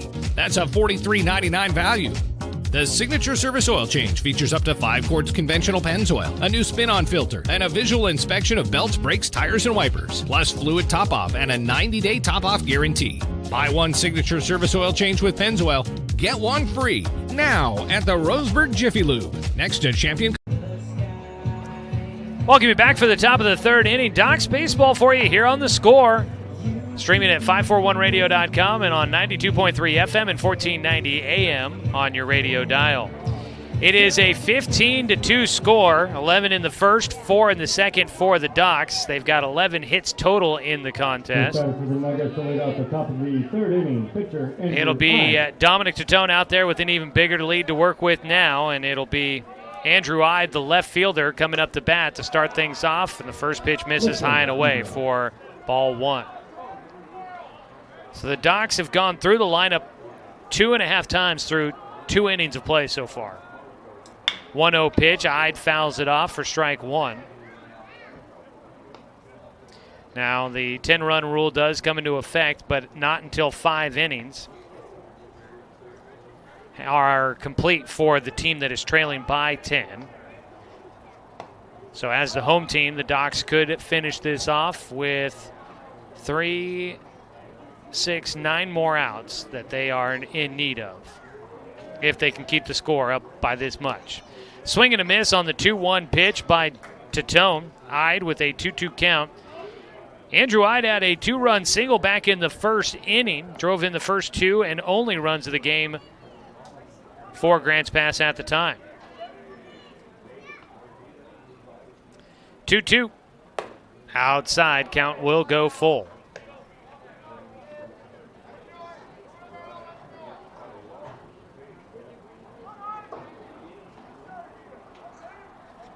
The full count pitch for Titone. That ball popped up, foul, and out of play. Coming up tomorrow, speaking of postseason basketball, tomorrow the Sutherland girls basketball team will be in action. They are playing at home. There's another ball fouled away for Ide. Stays a full count for him. Sutherland girls will welcome in Willamina for a 3A state playoff game. If they win there, they will play on Thursday in the semifinals. And if they win that, they would play for a 3A state title out on the coast. There's a ground ball left side, picked up by Burke. Throws over to Jay Stoffel. Parker Burke, I don't know how often he's played third base. I'd imagine he's got to have at least some experience for them to consider putting him there here tonight. But he hasn't looked too shabby out there. I don't think he has played a whole lot of third base, at least not as of recently. Line drive shot to left field coming in, and taking it on a one hop is Sebastian Watson. He got caught kind of in between trying to read that ball, so Brandon Tibbles will get a one-out single to left. Speaking of playing new positions, out in left field, Sebastian Watson telling us before that he is not sure when, if ever, he has played in the outfield. But he played that one pretty good, at least did not let it get by him. As the ball popped up, Jay Stoffel giving chase, but that one gets out of play. Strike one. 1 on, 1 out. Ethan Elsey at the plate. He struck out in the first. Doc's Baseball tonight brought to you by Chuck Swarman Family Auto Repair. Are you ready to go where life takes you? And by the Smile Station. It's your destination for aesthetically crafted smiles. The 0-1 pitch bounces in, gets away from Hubbard, so up to second base is going to move Brandon Tibbles. He slides in safely. No throw that direction.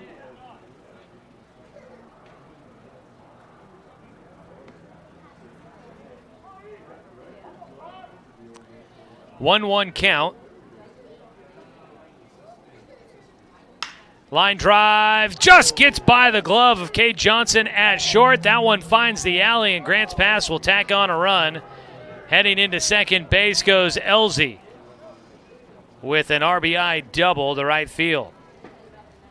Cade Johnson got up there. I think he was high enough to try and catch that ball. Just couldn't quite get it into his glove. That'll bring in one. Brandon Tibbles scores from second. 15-3 your score. Ground ball, backhanded by Johnson. He throws it too high to first, and that one hops into the Grants Pass dugout. Another run will come in to score, and another man out to second base. That'll be an error by Cade Johnson at second. Ethan Elsey comes all the way around to score. So 15-4 now. That'll be the second error of the game for the Docs. First pitch high and away for a 1-0 count to Damon Kindrake, who popped out to left field in the first inning for the third out. A 1-0 pitch is low from Dominic Titone. So here in the top of the third, 2 runs coming in for Grants Pass. Cut it down to an 11-run lead, I should say. Check swing, he went around. The pitch, though, gets by Hubbard. A breaking ball that tailed well inside. It crossed up Kindrake and also crossing up Hubbard. Wild pitch moving Dunleavy to third base. It's a 2-ball, 1-strike count against Kindreich. Takes strike 2 on the outside corner this time. News from Eugene on a former Roseburg Dr. Stewart baseball player, now an Umpqua Riverhawk. Throwing in the javelin finals at the Olympic trials. 2-2, the pitch gets away. Hubbard will track it down, but the runner stays at third. Dunleavy not trying to test the waters of attacking the plate there. Zach Holland was throwing in the javelin event at the Olympic trials in Eugene, and he finishes 9th. He will not make the Olympic team. Had a tough day out there as a ball fouled away on the 3-2 pitch to Damon Kindreich. Holland had a bit of a tough day out there, did not break 70 meters. Hit 67 meters, 67.55 meters. That's 221 feet, 7 inches. There's a line drive back up off the mound, fielded by Johnson. Long throw to first. Not going to get there in time. Nice play by Cade Johnson to even have a shot at that one, but he can't quite get it there in time.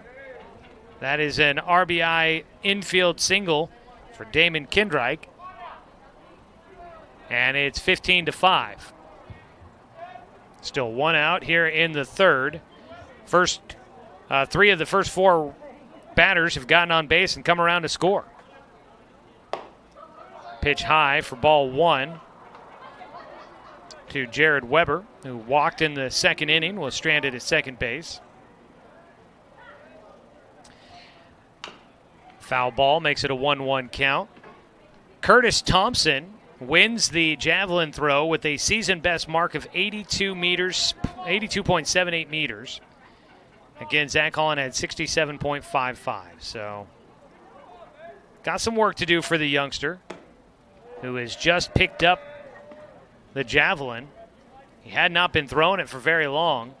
Already has been extremely impressive. After watching him over the summer with the Docs a couple of years ago, we all thought his future was in baseball, but boy, he's made a run of it with javelin. As a pitch low and inside, 3 balls and 1 strike against Jared Weber. Dominic Tatone flirting with the strike zone, but not finding it here.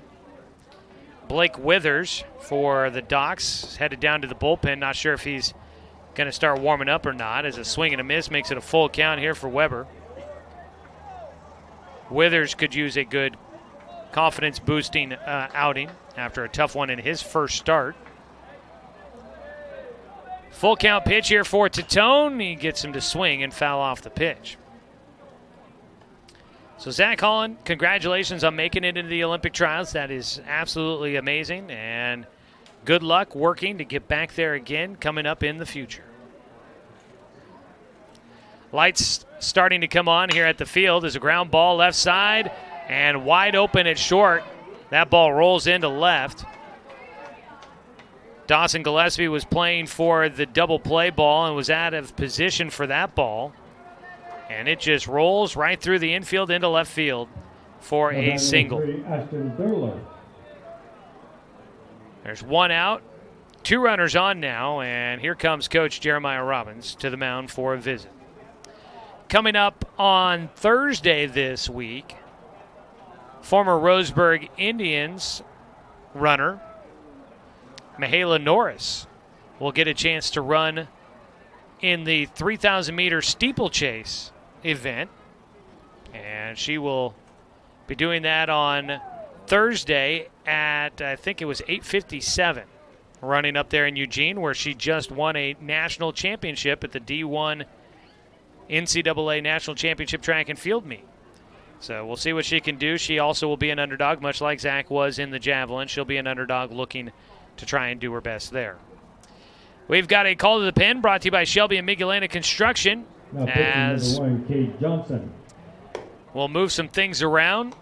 Docs will bring Cade Johnson to the mound to pitch for Dominic Tatone.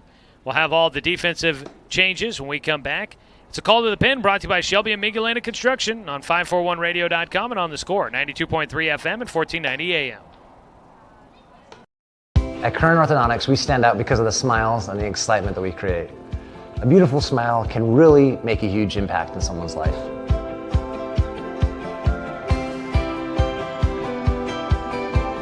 Our main goal is we also want you to be able to walk down the street and have your neighbors say, hey, where did you get that great smile? And for you to be able to say, at Current Orthodontics.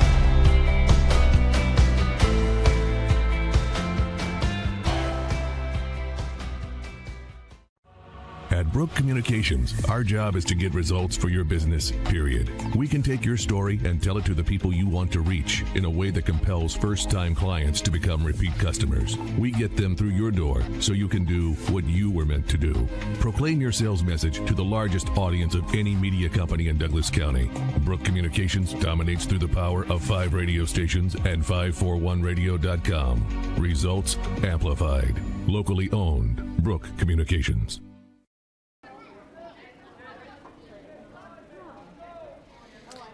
Back here at Champion Car Wash Field, the new man on the mound is Cade Johnson. He will fire in the first pitch to Ashton Durler, high and away for ball 1. Dominic Titone exits and goes out to right field. Logan Klopfenstein moves to left. So Titone goes to right. Klopp goes to left. Watson goes to second. And Cade Johnson takes over on the mound for Dominic Titone. Titone goes 2 1/3 innings, gave up 5 hits. Right now would be credited with 5 runs, 3 walks, and 2 strikeouts. There are 2 runners on base. They would go to Titone's credit. Pitch outside from Johnson. The count goes to 2-0.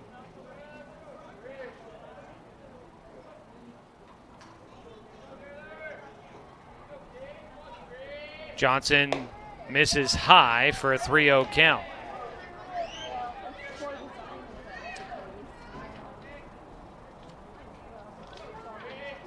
Cade Johnson, making his first appearance this summer for the Docs on the mound, does throw a strike. 3 balls and 1 strike now. Johnson not into a game on the mound to pitch so far here in 2021, although he was a pitcher for South Umpqua High School during the high school season. Foul ball will make it a full count now for Ashton Durler, the 9-hitter. 3-2 pitch, misses high and inside for ball 4. Loads the bases with a 10-run lead. Only 1 out so far. First walk issued by Johnson. Top of the order, Andy Lacey. Cade Johnson, a first-team all-conference on the infield for the South Umpqua Lancers during the spring. Played in 6 games for the Docs last year. Did not pitch for them last year. His first pitch here gets by Knox Hubbard. A run will come in. And it's down to a 9-run lead for the Docs, 15-6. And a 1-0 count at the plate for the leadoff man, Andy Lacey. Wild pitch, bringing in Damon Kindreich.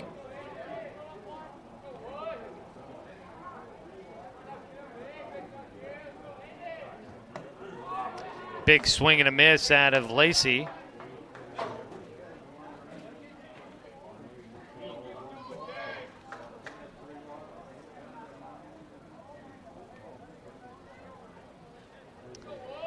One count.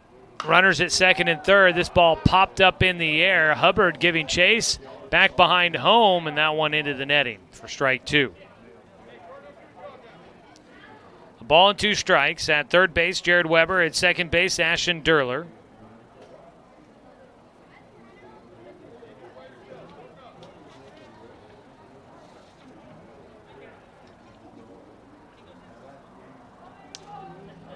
A ball and 2 strikes. Cade Johnson, the righty from South Umpqua, will step off the mound. Tonight's game brought to you by Fisher's Hearth and Home, serving Douglas County for over 30 years with the largest selection of wood, gas, pellet, and electric stoves and fireplaces in the area. well outside for a 2-2 count, trying to get his breaking ball to move there.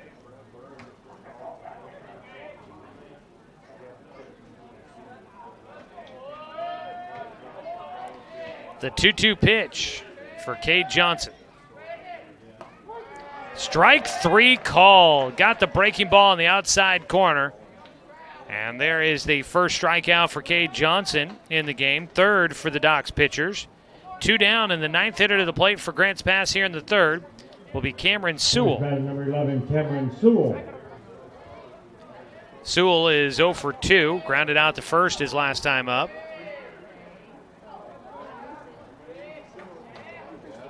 First pitch, Johnson skips it in to Knox Hubbard.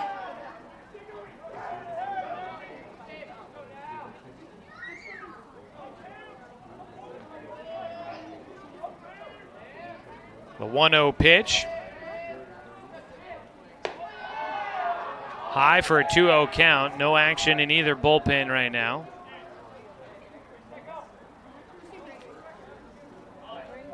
Runners at second and third. With 2 down, the 2-0. Ground ball left side, gets into left field. The run will score. And they're going to hold up Ashton Durler at third. So Jared Weber comes in to score. Make it now 5 runs in here in the third. Runners on the corners with 2 away.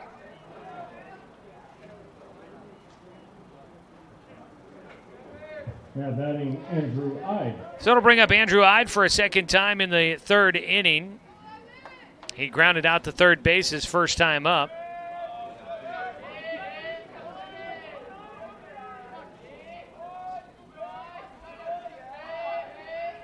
Cade Johnson delivers home. That ball in the air out to center field should do it. A can of corn out there for Jet Black. And the first and third outs of the third inning for Grants Pass go to Andrew Ide. They send 10 hitters to the plate in the third inning. Do Grants Pass. They score 5 times to trail 15-7 as we go to the bottom of the third on 541radio.com and on the Score, 92.3 FM and 1490 AM. Get one free at the Roseburg Jiffy Lube. Buy one signature service oil change at regular price and receive a coupon for a second one free. That's a $43.99 value. The signature service oil change features up to 5 quarts conventional Pennzoil, a new spin-on filter, and a visual inspection of belts, brakes, tires, and wipers, plus fluid top-off and a 90-day top-off guarantee. Buy one signature service oil change with Pennzoil, get one free now at the Roseburg Jiffy Lube, next to Champion Car Wash. What rhymes with great? Participate. Where does greatness start? Here, in the classroom. On the stage. In the pool. On the field. Where will your greatness take you? To better grades. To more friends. Yeah! Be great. Participate!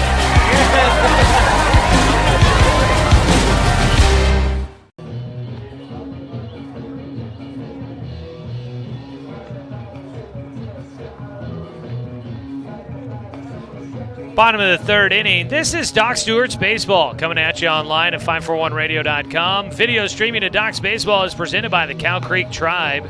You can watch this game, archive games, and games coming up throughout the rest of the season online at 541radio.com or check out the 1490 The Score YouTube channel as well. New man on the mound for Grants Pass. Coming in to throw is going to be Brian Gantz. Takes over for Cameron Painter. So for Painter, he came in the first inning, got 2 outs. So he pitches an inning and 2/3.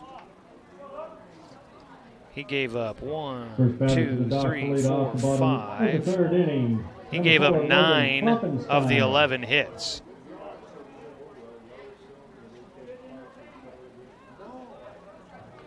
He also gave up 10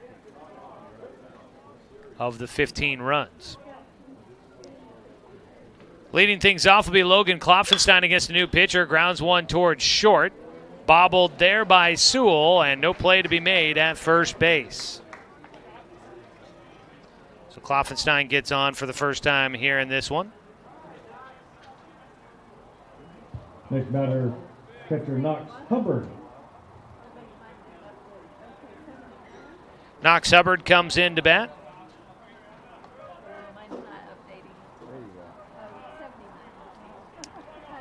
So for Cameron Painter, 1 2/3 innings of work, 9 hits, 10 runs, 3 walks.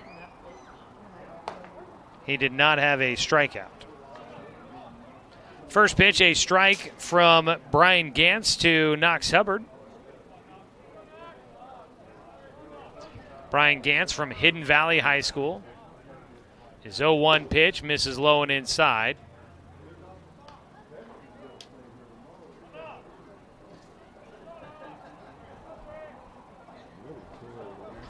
Tomorrow night, Docs will be down at Reinert Volunteer Park to play Grants Pass. This same Grants Pass team coming up tomorrow. So pitch in for a strike. Ball and 2 strikes now for Knox Hubbard, who has drawn 2 walks in this ball game so far.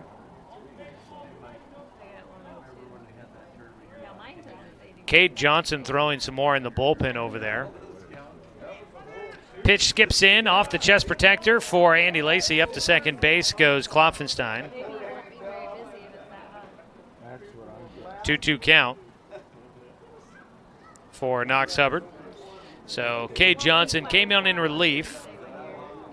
He faced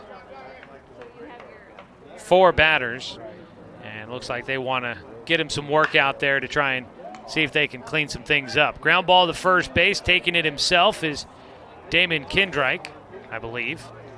Not sure if there's been other changes that have gone on here. No, that is Kindreich out there. Next batter, number 21, Parker Burke. Takes it himself. Records the first out there. Up the third base, though, goes Logan Klopfenstein. 1 down, Klopp by at third. Parker Burke will bat. Takes the first pitch for strike 1. Docs Baseball tonight brought to you by Cascade Community Credit Union, belong to Douglas County. And by Dr. Alanson Randall, accepting new patients. Call him at 541-378-6694. Burke fouls one off. Strike 2.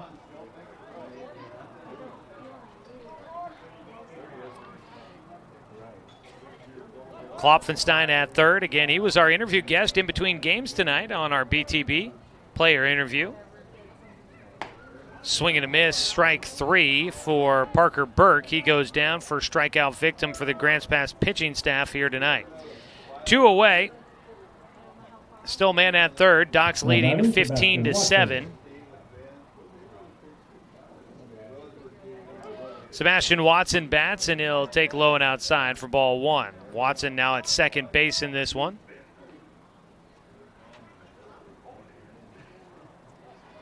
BTB Moving, they provide labor services here in Douglas County and around Oregon. So ground ball fouled away for Watson.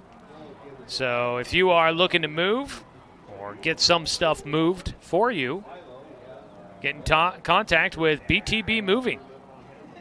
Find them on Facebook. That's BTB Moving. 1-1 pitch, pop back foul for strike 2. Watson in the 9 spot. 2 away with Logan Klopfenstein at third base. Watson hits it towards short. Cameron Sewell, throw on the run. Rifles a strike right into the glove for Damon Kindreich. And that'll be a quick one there defensively for Grants Pass. The third inning goes quietly for the Docs. First inning that they have not scored. And it is 15-7 as we go to the top of the 4th inning on 541radio.com and on the score, 92.3 FM and 1490 AM. We are Douglas County Farmers Co-op, but we're not just for farmers. We serve all residents of Douglas County because we are Douglas County. Stop by today for everything from a tank of gas to a bite to eat anytime you're hungry. Pick up something for yourself, your home, and those you care for. Celebrating 100 years of service, Douglas County Farmers Co-op. Good people, good products, and good advice. This is Josh Nelson from Off the Wall on the Score. When I'm not in the Score Sports Closet, I own and operate BTV Moving here in Roseburg. We are a labor-only company offering services such as packing, unpacking, loading, unloading, piano moving, cleaning services, and 24-hour emergency services. We pride ourselves on being an affordable, veteran-owned company. Contact us at 541-315-0122 for all your moving needs. That's BTV Moving, 541-315-0122. Welcome back for the top of the fourth inning, bringing you Docs Baseball here on The Score. I'm Joey Keyran. Tonight's game brought to you by Dr. Alanson Randall, accepting new patients, and by B&D Meats down in Winston. Stop by for something to put on the grill this week. Hey, you got 4th of July coming up here in a little more than a week, so perfect time to go get some of your plans put together for the 4th. Ground ball on the first pitch by Cade Johnson. Still out there working. Johnson took over in the 3rd inning, faced 4 batters. He comes back out here for the 4th. 0-1 count to Brandon Tibbles, who's 1 for 2. He'll take for a 1-1 count.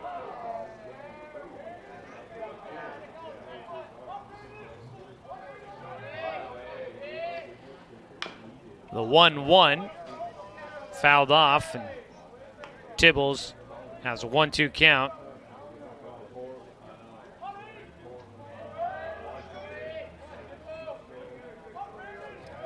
The 1-2. Chop foul again for Tibbles.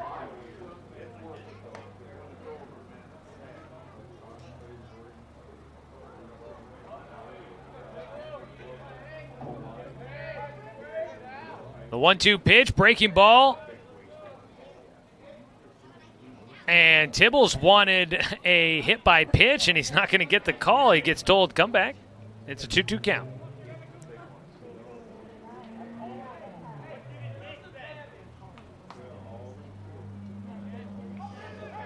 I didn't see it. It didn't get away from Knox Hubbard.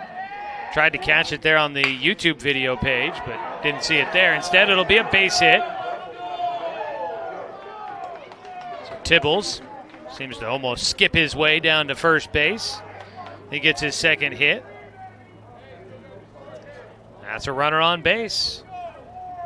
Docs really kind of cutthroat early on, trying to really put this one away against Grants Pass, but they have just let the Nuggets hang around. It's still an 8-run game, but the longer you let them hang around, the more life they get, and the more interesting this contest could be. Ball popped up in the air. Jay Stoffel tracking it. The first baseman squeezes the leather for the first out. 1 down with a man at first.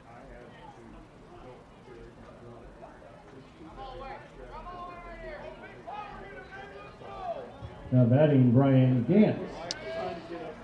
Up next will be Brian Gantz, the new pitcher. Gets a chance to hit for the first time. He puts one out to right field, and Dominic Titone will just have to play it off of a 1-hop. So first pitch for Gantz, he singles to right.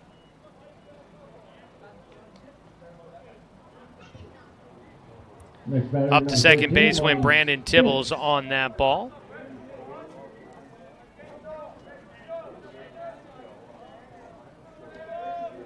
Two runners on. First pitch swinging here for Damon Kindreich is fouled away.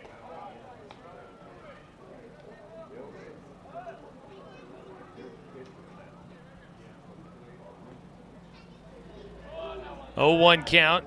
Kindreich is 1 for 2 in the game, had a single up the middle for an RBI in the 3rd. 1-1 count.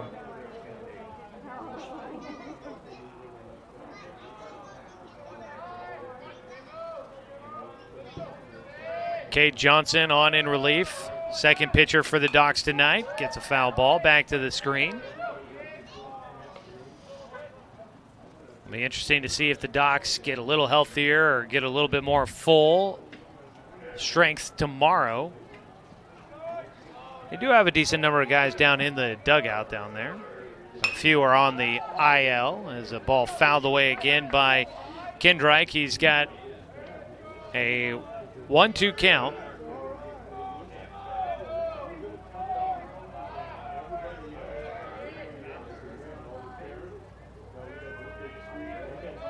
Yeah, they are pretty limited down there. 1-2 pitch. Strike 3 called. Got him with the breaking ball. Hit that inside corner. That is the second strikeout for Cade Johnson. There's 2 outs in the top of the 4th. Doc's trying to keep it an 8-run ball game. Leave 2 runners stranded on base. 2 down for Jared Weber, who had a single in the 3rd. First pitch, strike 1. Spencer Six has been on the shelf with a hamstring injury. Ever Lamb's been on the IL. Austin Anderson is pretty much used as a pitcher. So runner stealing 3rd on a pitch breaking inside. So from 2nd to 3rd goes Brandon Tibbles. Stolen base for him. 1-1 count at the plate for Jared Weber. So they've got a few guys in the on the IL out there, and a couple of guys now with the team, it seems, tonight. Ball into left field, a sharp line drive by Jared Weaver. He's got 2 hits in the contest, 2 for 2. He drives in a run. Up to second base goes Brian Gantz. Scoring was Brandon Tibbles. First and second. Still 2 outs. Breaking ball strike on the first pitch. That had Ashton Durler buckling his knees, and he kind of gives you got to be serious type of look to the home plate umpire.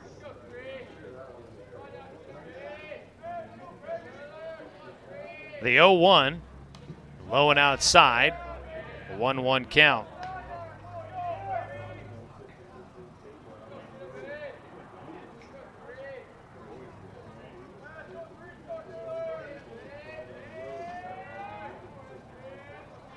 Ashton Durler 0 for 1 in the game with a fly ball out to right and a walk. Leans back out of the way as one buzzes the tower.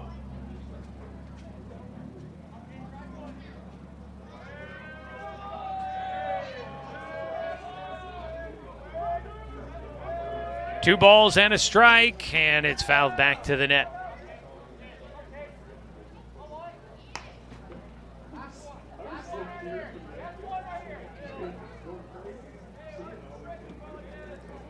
Two-two count here on this Monday night at Champion Car Wash Field. Very comfortable out here now as the temperatures start to drop. Strike 3 called. Ashton Durler goes down looking at the box.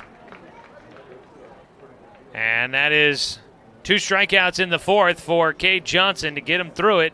1 run in on 2 hits, no Doc's errors. Actually make it 3 hits, no Doc's errors, and 2 men left on base. Bottom of the 4th coming up. Doc's leading 15-8 on top of Grants Pass on 541radio.com and on the Score, 92.3 FM and 1490 AM. Hey there, sports fans. Thanks for watching this local sporting event online at 541radio.com. Did you know there's more than one way to watch games online? You can watch games on your laptop or desktop computer, your tablet, or even your smartphone just by going to 541radio.com.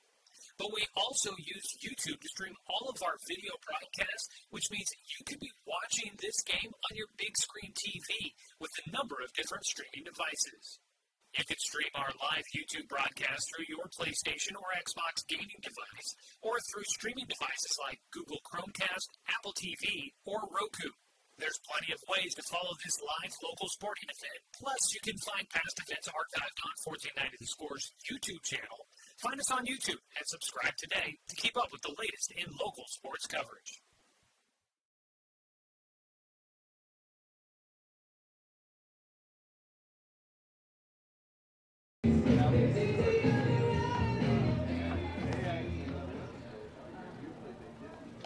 Lights coming on as shadows have enveloped Champion Car Wash Field. The sun making its way to the horizon. We're probably about 15 minutes or so away from official sunset here tonight as we make our way through some of the longest days of the year. Bottom of the fourth. Top of the order for the Docs. Cade Johnson, now the pitcher, takes strike one to lead off his fourth at-bat of the night. Johnson is 0 for 2. Scored twice and has an RBI as he takes low and outside. Evens up his count at 1-1.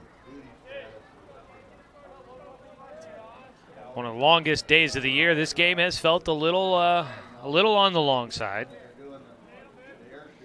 Just a lot of walks and a lot of runs. We've got 23 runs combined in this game here tonight. Big swing and a miss out of Cade Johnson. 1 ball, 2 strikes. Got a piece of that 1-2 pitch.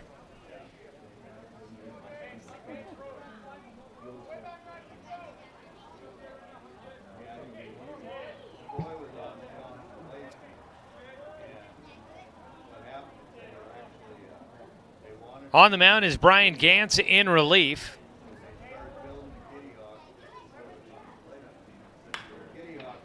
That ball softly hit towards third. Back behind the bag, making the catch is Ashton Durler.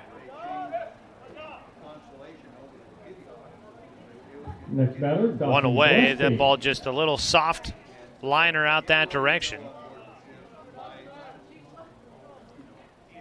And Durler just backpedaling enough to get underneath it. 1 down. Nobody on base. Dawson Gillespie off the end of his bat goes right side. That one backhanded by Kendrick, and he gets it to first in time to get Gantz, and they connect for the out, retiring Dawson Gillespie. 2 down. Jet Black. Will step in with 2 down and nobody on. Jet is 3 for 3. 2 singles, a double, and 4 RBI. Can he add to his pursuit of the cycle? Outside for ball 1.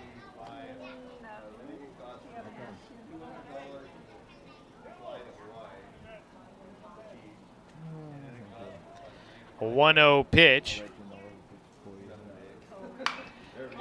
No, that's not going to quite get it done. It's popped up foul territory. 3 players converge. It's the pitcher, Brian Gantz, that gets underneath it in foul territory.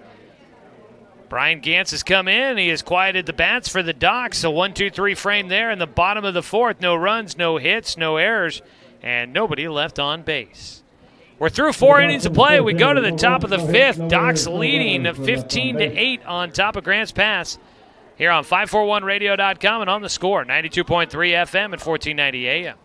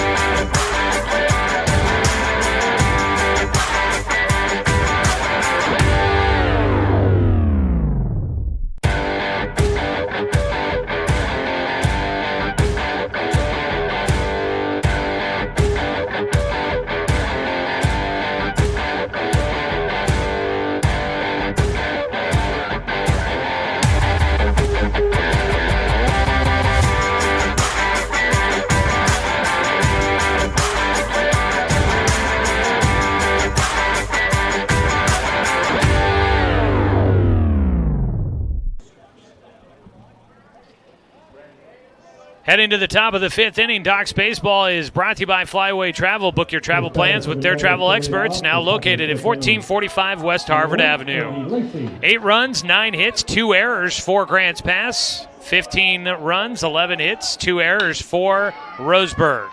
Cade Johnson out there still throwing. First pitch to leadoff man here in the 5th, Andy Lacey, who is the leadoff man in the lineup. First pitch swinging, he grounds a one-hopper to Sebastian Watson at second. And that'll be out number one as Lacey grounds out there. Cameron Sewell will bat 1 for 3 tonight. Reached on an error back in the first inning and came around to score. First pitch fouled away for strike one.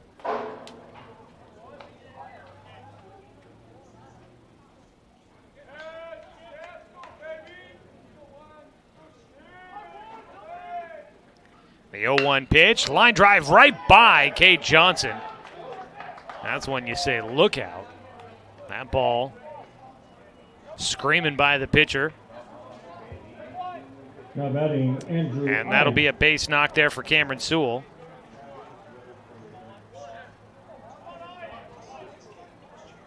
So a man on at first with one out. Up to bat, Andrew Ide.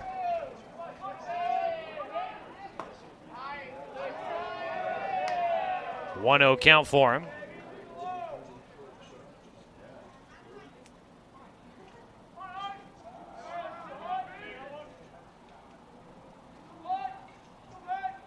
A 1-0 pitch popped up in the air. That could be playable in foul territory.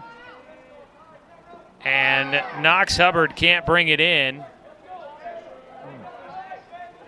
That'll just be strike one against Andrew Ide. 1-1 count.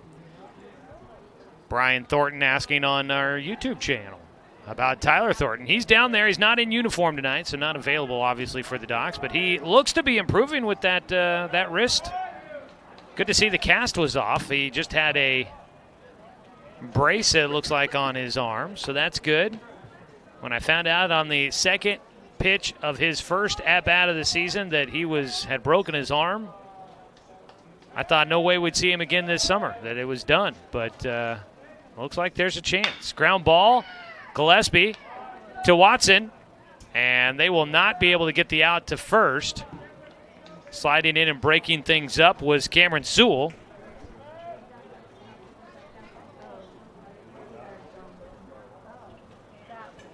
So Sewell will break it up at second base. They only get 1 out of 2. Now batting Brandon Tibble. 6-4, 2 down. Andrew Ide gets on with the fielder's choice. Brandon Tibbles will bat. First pitch, sends it right to Gillespie. Underhand toss as he follows to second base. And right there for it is high school teammate Sebastian Watson. That pair, they've made a lot of putouts at second base together, and they make another one there.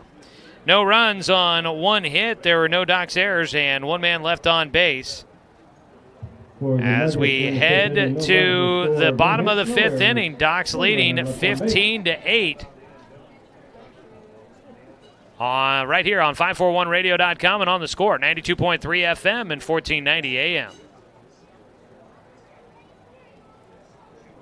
Josh Nelson from Off the Wall on the Score. When I'm not in the Score Sports Closet, I own and operate BTV Moving here in Roseburg. We are a labor-only company offering services such as packing, unpacking, loading, unloading, piano moving, cleaning services, and 24-hour emergency services. We pride ourselves on being an affordable, veteran-owned company. Contact us at 541-315-0122 for all your moving needs. That's BTV Moving, 541-315-0122.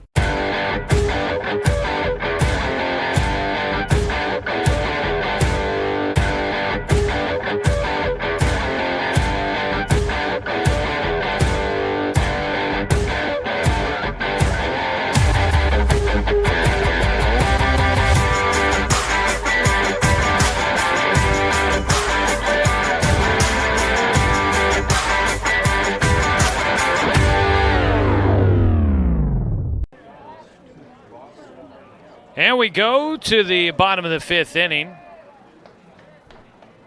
First batter for the Docs. Doc Stewart's leading 15-8. As we welcome you back here to Champion Car Wash Field, heading to the twilight hours in the Umpqua Basin.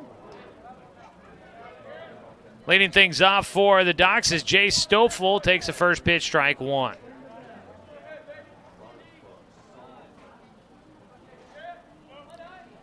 Oh, 1 count.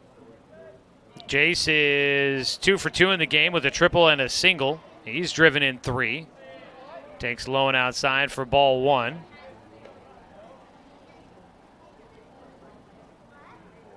And now a visit out to the mound.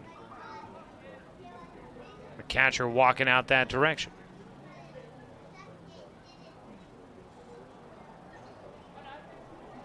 A ball and a strike.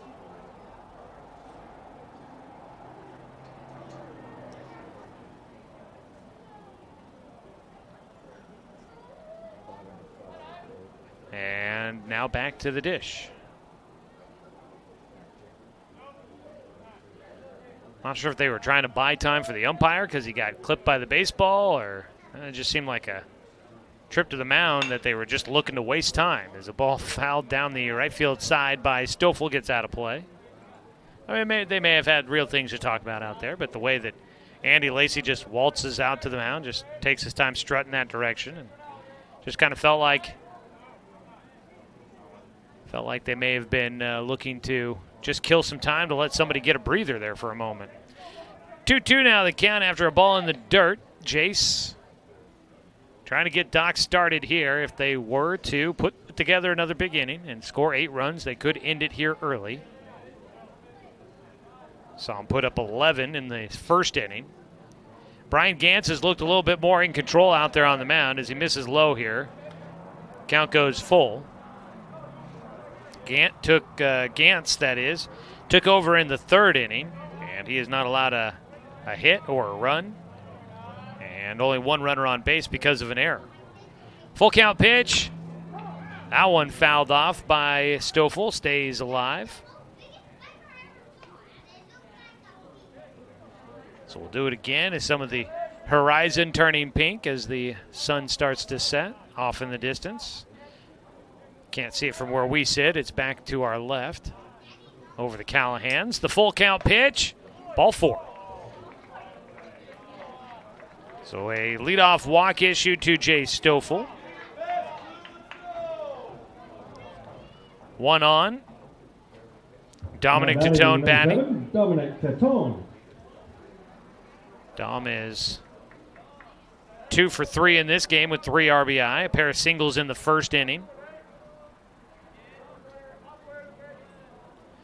First pitch from Gantz, popped up, foul, giving chase is Derler into the bullpen. He goes all the way to the wall to get to that one.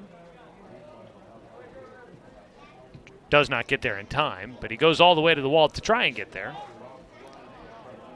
Foul ball, strike 1 against Tatone. Tonight's game brought to you by Barnes Heating and Cooling, your complete energy company. Visit barnesheatingandcooling.com.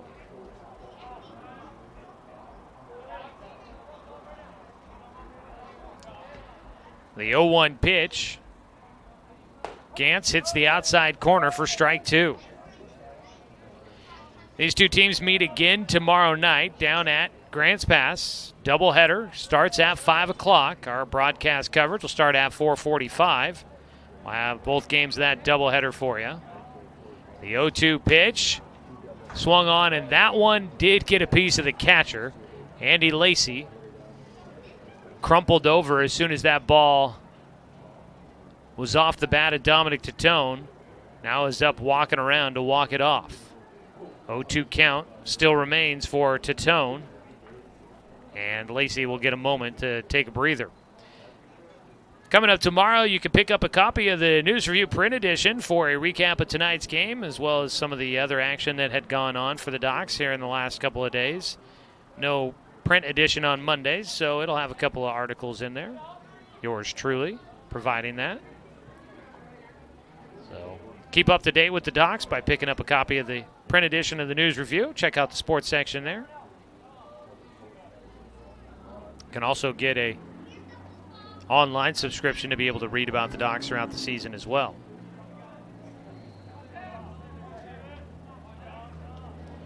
Oh, 0-2 count for Brian Gantz against Dominic Tatone. Missing outside. Out at first base, Jay Stoffel. Video streaming of Docs baseball is presented by the Cow Creek Tribe. Ball slapped down the third base side, just goes foul. Wrong side of the bag there. It needed to hop over the bag or hit the bag, but it just went foul down that third base side. That one right on top of the chalk line there for Dom.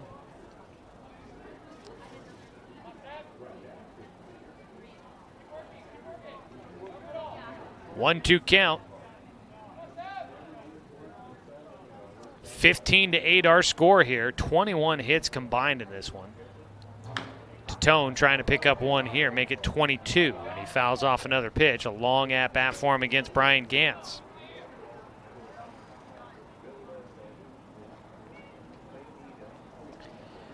Games coming up tomorrow in Area 4 play. Of course, Doc's at Grants Pass for a doubleheader. Medford is at Eugene for a twin bill, and Klamath Falls scheduled to be at Springfield. Ball fouled left side, out of play. Bounces out of the stadium. So you've got 3 doubleheaders going on in Area 4 play tomorrow. That's everybody in action.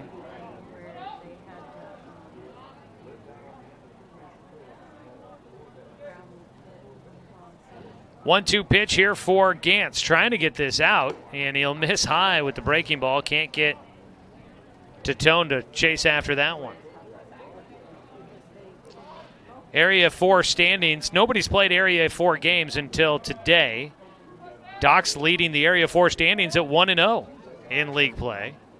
Trying to go to 2-0 here with a win in Game 2. The 2-2 to Tone popped up. That could be playable into foul territory. The third baseman, Ashton Durler, makes the catch. And after a long at-bat, battling at the plate, Dominic Titone will fly out in foul territory. The next batter, number 4, Logan Klopfenstein. For the first out here in the bottom of the 5th. So the Docs 1-0 right now in league play. They are now on the season. The Docs 5-5 on the year. First pitch swung and fouled away by Titone. But in non-league games coming into today, Medford was 18-2. They've played 20 games. Docs just hitting double figures today. They played their 10th game in Game 1 of this doubleheader. This is their 11th here tonight. It's their 10th straight home game, by the way. 0-1. Klopfenstein fouls it back again. At first base, still Jay Stoffel after the leadoff walk. 1 out, bottom of the 5th. 15-8 your score. Docs in front. 18-2. 18-2, I should say. Medford leading the way. Eugene 11-5. Springfield 7-5. Docs now 5-5. Grants Pass 5-7. Klamath Falls 2-3-1 as a ball hit towards third, booted there by Ashton Durler, and that'll be an error to put Logan Klopfenstein on base for a second time. Next batter, number 3, Knox Hubbard. Ground ball right at Ashton Durler, just rolled right up his arm, I should say. One away, runners at first and second. Knox Hubbard batting 0 for 1 in the game, grounded out to first base in the third.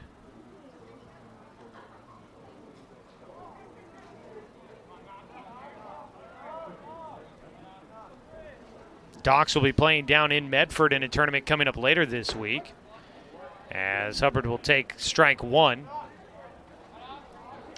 Docs will visit the Medford Mustangs for the Coach K Invitational going on down there, or Memorial Tournament, I believe, actually. The 0-1 pitch, low and outside, ball one. 10-team tournament. Docs will play most of their games, at least actually there could be some changes to that tournament schedule, but they will play, it sounds like, at U.S. Cellular Field for part of it. There's a strike at the top of the zone, a 1-2 count for Knox Hubbard. So U.S. Cellular Field on Thursday and I believe on Friday, then doubleheader on Saturday and a game on Sunday. Pitch low, 2-2 count. Docs will take on the Mudville 9 in their first game from the Coach K Memorial Tournament. The Siskiyou Post 122 team, the Chico Nuts, the Humboldt Eagles, River Park Eagles. It's a ball fouled down the first base side. Stays a 2-2 count here for Hubbard. Those are all the games on the schedule for the Docs at that Medford tournament. And then they turn around from playing down in Medford to coming right back home and hosting Klamath Falls, and then on Monday for a doubleheader, then going to Klamath Falls on Tuesday. 2-2 pitch. Lined out to right field, a base knock for Knox Hubbard. They're going to send around the runner from second, heading to the plate. Jay Stoffel will get in standing up. RBI single to right field for Knox Hubbard. Up to third base goes Klopfenstein. Klopp taking 2 bags on that ball to right field. 16-8 your score. Runners on the corners with 1 out. Parker Burke will bat. 0 for 2 in the game. Last time up, struck out swinging against Brian Gantz, I should say. So we've got back-to-back days of league doubleheaders here. Then that's Monday, Tuesday. They've got Wednesday off, and then it all starts down in Medford on Thursday for that tournament. That runs through Sunday, and then the Docs right back into league play Monday and Tuesday next week with doubleheaders against Klamath Falls, and then right into the Eugene Papa's Pizza tournament. That'll carry them through the 4th of July holiday. First pitch outside for ball 1 to Parker Burke. I'm going to be taking, just to give you a heads up here, I'm going to be taking some time off coming up over these next 2 weeks. There's a ball. Burke pulls it left side. It just barely gets into the outfield grass, and a run scores. Up to second base goes Hubbard. 17-8.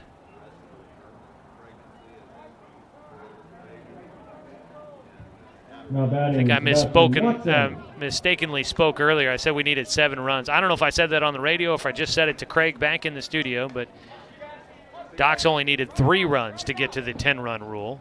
So I think I might have said that on the radio too. They only needed 3 runs to get to the 10-run rule. They didn't need to make up 7. That is, I don't know where the math is coming from. They were leading by 7. Maybe that's where I get it. 17-8 here in this ball game. Parker Burke with that RBI single to left field. He's on at first. Knox Hubbard at second. Klopfenstein had scored on that base hit. 2 runs in here in the 5th inning. The 1-0.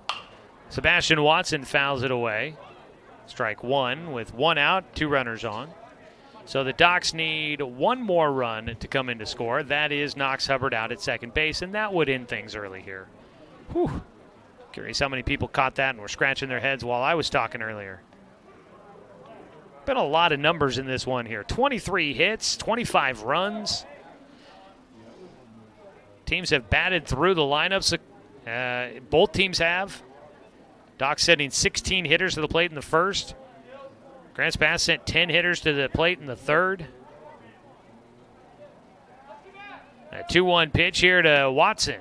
He takes low and outside from Gantz. 3 balls and 1 strike. A walk would load the bases up.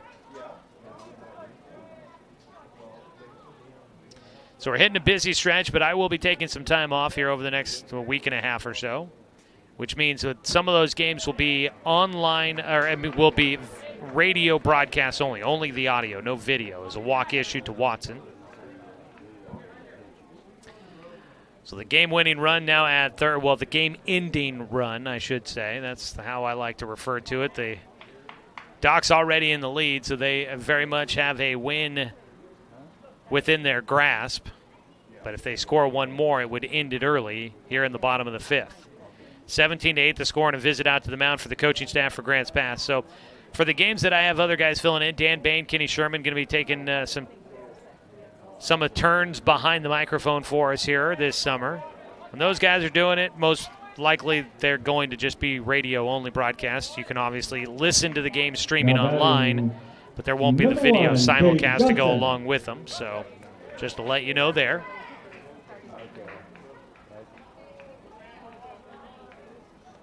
But I will be here for the league games that are coming up for sure. I know about that. Pitch in the dirt, bases loaded. A walk here would bring in the game-ending run. At the plate is Cade Johnson.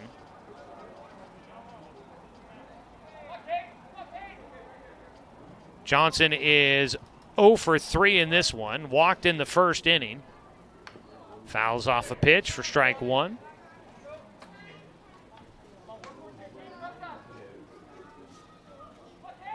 1-1 count.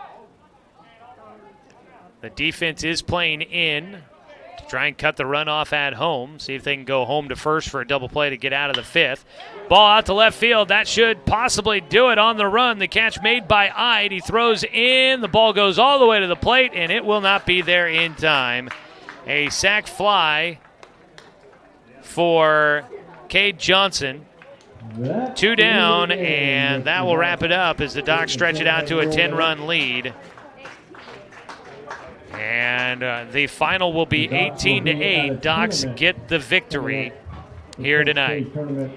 We'll go to our Roseburg Disposal post-game show. Docs get the win, 18-8 in Game 2. They sweep Grants Pass to go to 2-0 in conference play, and the Docs above 500 at 6-5 on the season. They'll play 2 down at Grants Pass tomorrow. We'll tell you more about it as we come back with the Roseburg Disposal post-game show right here on 541radio.com and on The Score, 92.3 FM and 1490 AM.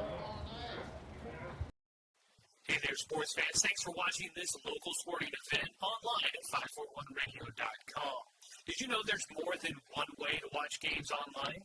You can watch games on your laptop or desktop computer, your tablet, or even your smartphone just by going to 541radio.com. But we also use YouTube to stream all of our video broadcasts, which means you could be watching this game on your big screen TV with a number of different streaming devices. You can stream our live YouTube broadcast through your PlayStation or Xbox gaming device, or through streaming devices like Google Chromecast, Apple TV, or Roku. There's plenty of ways to follow this live local sporting event. Plus, you can find past events archived on 1490 The Score's YouTube channel. Find us on YouTube and subscribe today to keep up with the latest in local sports coverage.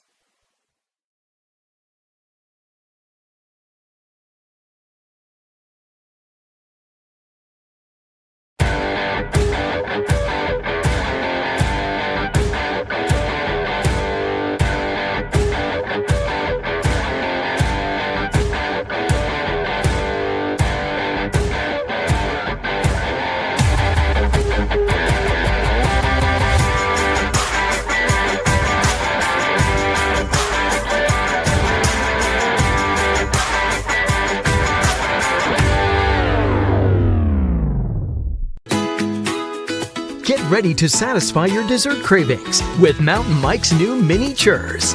These delicious bite-sized churros are the perfect dessert to pair with your favorite Mountain Mike's pizza, made with only the freshest and finest ingredients, dough made fresh daily with 100% whole milk mozzarella cheese, and toppings to the edge. For limited time only, get 16 mini churros for the whole family for only $4.99. Don't wait. Order yours today for dine-in, carry-out, or delivery. Some night.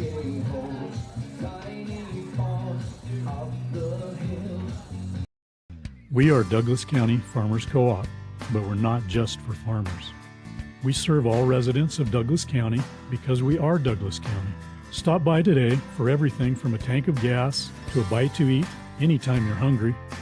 Pick up something for yourself, your home, and those you care for. Celebrating 100 years of service, Douglas County Farmers Co-op. Good people, good products, and good advice. Buy one, get one free at the Roseburg Jiffy Lube. Buy one signature service oil change at regular price and receive a coupon for a second one free. That's a $43.99 value. The signature service oil change features up to 5 quarts conventional Pennzoil, a new spin-on filter, and a visual inspection of belts, brakes, tires, and wipers, plus fluid top-off and a 90-day top-off guarantee. Buy one signature service oil change with Pennzoil, get one free now at the Roseburg Jiffy Lube, next to Champion Car Wash. At Current Orthodontics, we stand out because of the smiles and the excitement that we create. A beautiful smile can really make a huge impact in someone's life.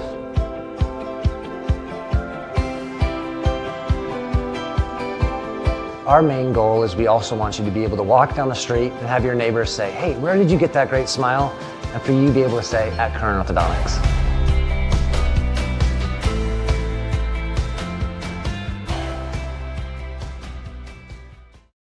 Looking for more local sports coverage? CBS Sports Radio 1490 The Score has you covered. Check out our homepage at 541radio.com for sports stories, scores, and podcasts. And follow us on social media. 1490 The Score is on Twitter, Facebook, and Instagram. And take the station with you wherever you go with the 541 Radio app. Download the app in your smartphone's app store and get access to a live stream of the station, sports stories, podcasts, and easy messaging with the station and others. Well, we welcome you back here after a marathon offensive night here in Game 2. The Docs get the win against the visiting Grants Pass Nuggets to wrap up a doubleheader sweep. Your final numbers on the night for these two teams: 8 runs, 10 hits, 3 errors for Grants Pass, 18 runs, 13 hits for the Docs, and 2 errors for the hometown team. That is how things wrap up here tonight as we welcome you into our Roseburg Disposal postgame show. Let them make the run to the dump for you. Call Roseburg Disposal at 673-7122. So those are the numbers tonight. This is where things get a little fuzzy for me. Dominic Titone only went 2 1/3 innings. Usually you have to meet a certain number of required innings to be able to qualify for a win, and I don't think if this game had gone 7 that he would have, so I feel like the win could have possibly gone to Cade Johnson. Let me see here. They're still got the game in progress, it looks like. I was going to see who the Docs might have given the win to on their scoring tablet, but it doesn't look like they've gotten that far in the process for tonight's game. I feel like Cade Johnson could definitely be your winning pitcher tonight if they figure that Titone did not qualify for the win, but he did get the start and could possibly have been there. The Docs never trailed after the bottom of the first, where they scored 11 runs to lead 11-2. They added 4 in the second to lead 15-2. Titone gave up 5 in the top of the third to make it 15-7. Grants Pass added 1 in the fourth off of Cade Johnson to make it 15-8, but the Docs would put 3 on the board in the bottom of the 5th inning to win 18-8 in this matchup here tonight. Andrew Ide will take the loss for the Nuggets here tonight, so that one I can tell you for sure. We'll go ahead and we'll come back with some of your post-game stats for the players here tonight, and we'll also get you a look at what's coming up. So don't go anywhere. We continue on with more of your Roseburg Disposal post-game show after this. This is Docs Baseball, 541radio.com, and on the Score, 92.3 FM and 1490 AM. Hey there, sports fans. Thanks for watching this local sporting event online at 541radio.com. Did you know there's more than one way to watch games online? You can watch games on your laptop or desktop computer, your tablet, or even your smartphone just by going to 541radio.com. But we also use YouTube to stream all of our video broadcasts, which means you could be watching this game on your big screen TV with a number of different streaming devices. You can stream our live YouTube broadcast through your PlayStation or Xbox gaming device, or through streaming devices like Google Chromecast, Apple TV, or Roku. There's plenty of ways to follow this live local sporting event. Plus, you can find past events archived on 1490 The Score's YouTube channel. Find us on YouTube and subscribe today to keep up with the latest in local sports coverage.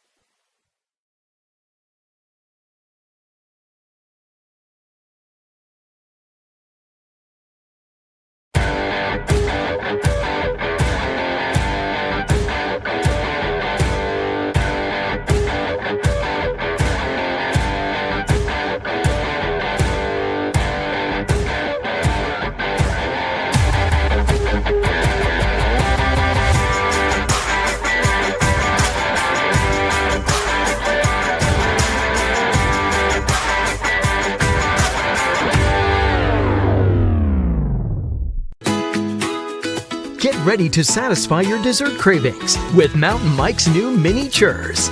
These delicious bite-sized churros are the perfect dessert to pair with your favorite Mountain Mike's pizza, made with only the freshest and finest ingredients, dough made fresh daily with 100% whole milk mozzarella cheese, and toppings to the edge. For limited time only, get 16 mini churros for the whole family for only $4.99. Don't wait. Order yours today for dine-in, carry-out, or delivery. It's kind of nice for me to be able to take care of my wife and watch the game at the same time. Back here for more of our Roseburg Disposal post-game show. Let them make the run to the dump for you, 673-7122. Going to take a quick look at it here. The pitching numbers for tonight's matchup. Let's see who the Docs picked. They picked Dominic Titone, so we'll go with that as well. He was the winner tonight on the mound for the Docs. 2 1/3 innings, he gave up 5 hits, 7 runs, 3 of them earned, 2 strikeouts, 3 walks. Cade Johnson, 2 2/3 innings work tonight. He gave up 5 hits, 1 run. It was earned, 3 strikeouts, and 1 walk in his pitching performance here this evening. On the other side, taking the loss will be Andrew Ide. He pitched only 1/3 of an inning. He gave up just 2 hits, but 6 runs, all of them earned, 4 walks. Cameron Painter came in an inning and 2/3. He gave up 9 hits, 10 runs, and 10 runs, and he gave up 2 walks, no strikeouts. And then Brian Gantz pitched the final 2 2/3 innings, gave up 3 runs on 2 hits, 2 walks, and 1 strikeout for him. So the loss goes to Ide, the win goes to Titone. Dominic Titone this season now improves to 1-1 on the year, although the ERA may have taken a bit of a hit here tonight. We'll take a look at the offensive numbers when we come back. We just had a lot of spots to get into here as we wrap this one up tonight. So we'll take a look at offensive numbers when we come back and wrap things up for you here this evening from Champion Car Wash Field. This is Docs Baseball on 541radio.com and on the Score, 92.3 FM and 1490 AM. We are Douglas County Farmers Co-op, but we're not just for farmers. We serve all residents of Douglas County because we are Douglas County. Stop by today for everything from a tank of gas to a bite to eat anytime you're hungry. Pick up something for yourself, your home, and those you care for. Celebrating 100 years of service, Douglas County Farmers Co-op. Good people, good products, and good advice. Buy one, get one free at the Roseburg Jiffy Lube. Buy one signature service oil change at regular price and receive a coupon for a second one free. That's a $43.99 value. The signature service oil change features up to 5 quarts conventional Pennzoil, a new spin-on filter, and a visual inspection of belts, brakes, tires, and wipers, plus fluid top-off and a 90-day top-off guarantee. Buy one signature service oil change with Pennzoil, get one free now at the Roseburg Jiffy Lube, next to Champion Car Wash. At Current Orthodontics, we stand out because of the smiles and the excitement that we create. A beautiful smile can really make a huge impact in someone's life.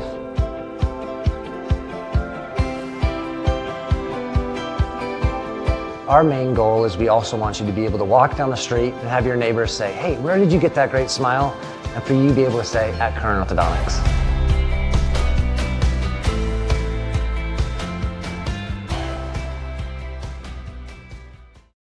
Looking for more local sports coverage?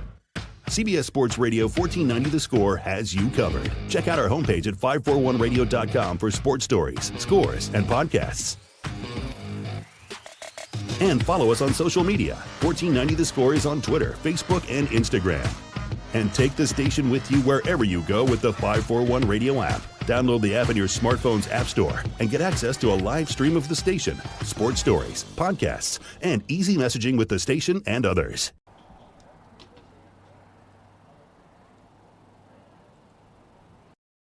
Hey there, sports fans. Thanks for watching this local sporting event online at 541radio.com.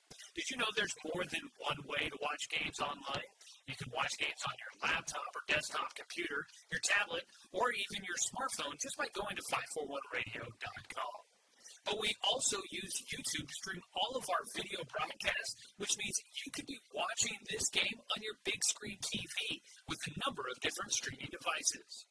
You can stream our live YouTube broadcast through your PlayStation or Xbox gaming device, or through streaming devices like Google Chromecast, Apple TV, or Roku. There's plenty of ways to follow this live local sporting event. Plus, you can find past events archived on 1490 The Score's YouTube channel.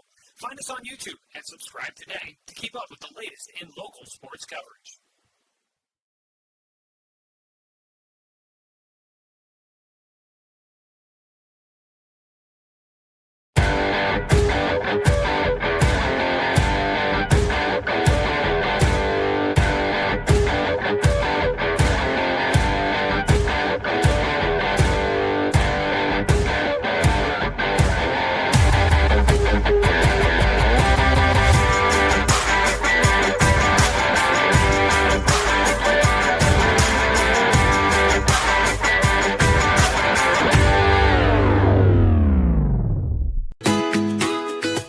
ready to satisfy your dessert cravings with Mountain Mike's new mini churros.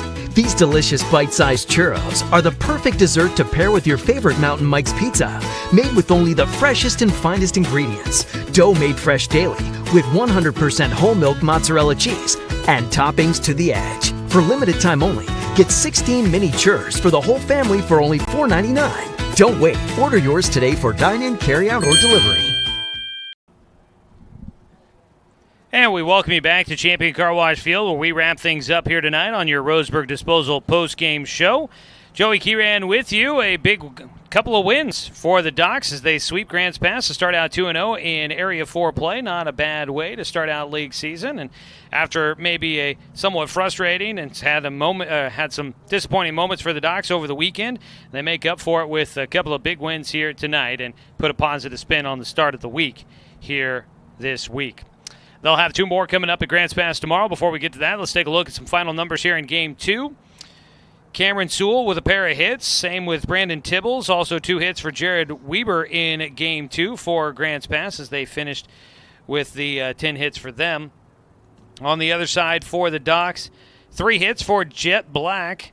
Then also with 2 hits, Dawson Gillespie, Jay Stoffel, Dominic Titone, and Sebastian Watson.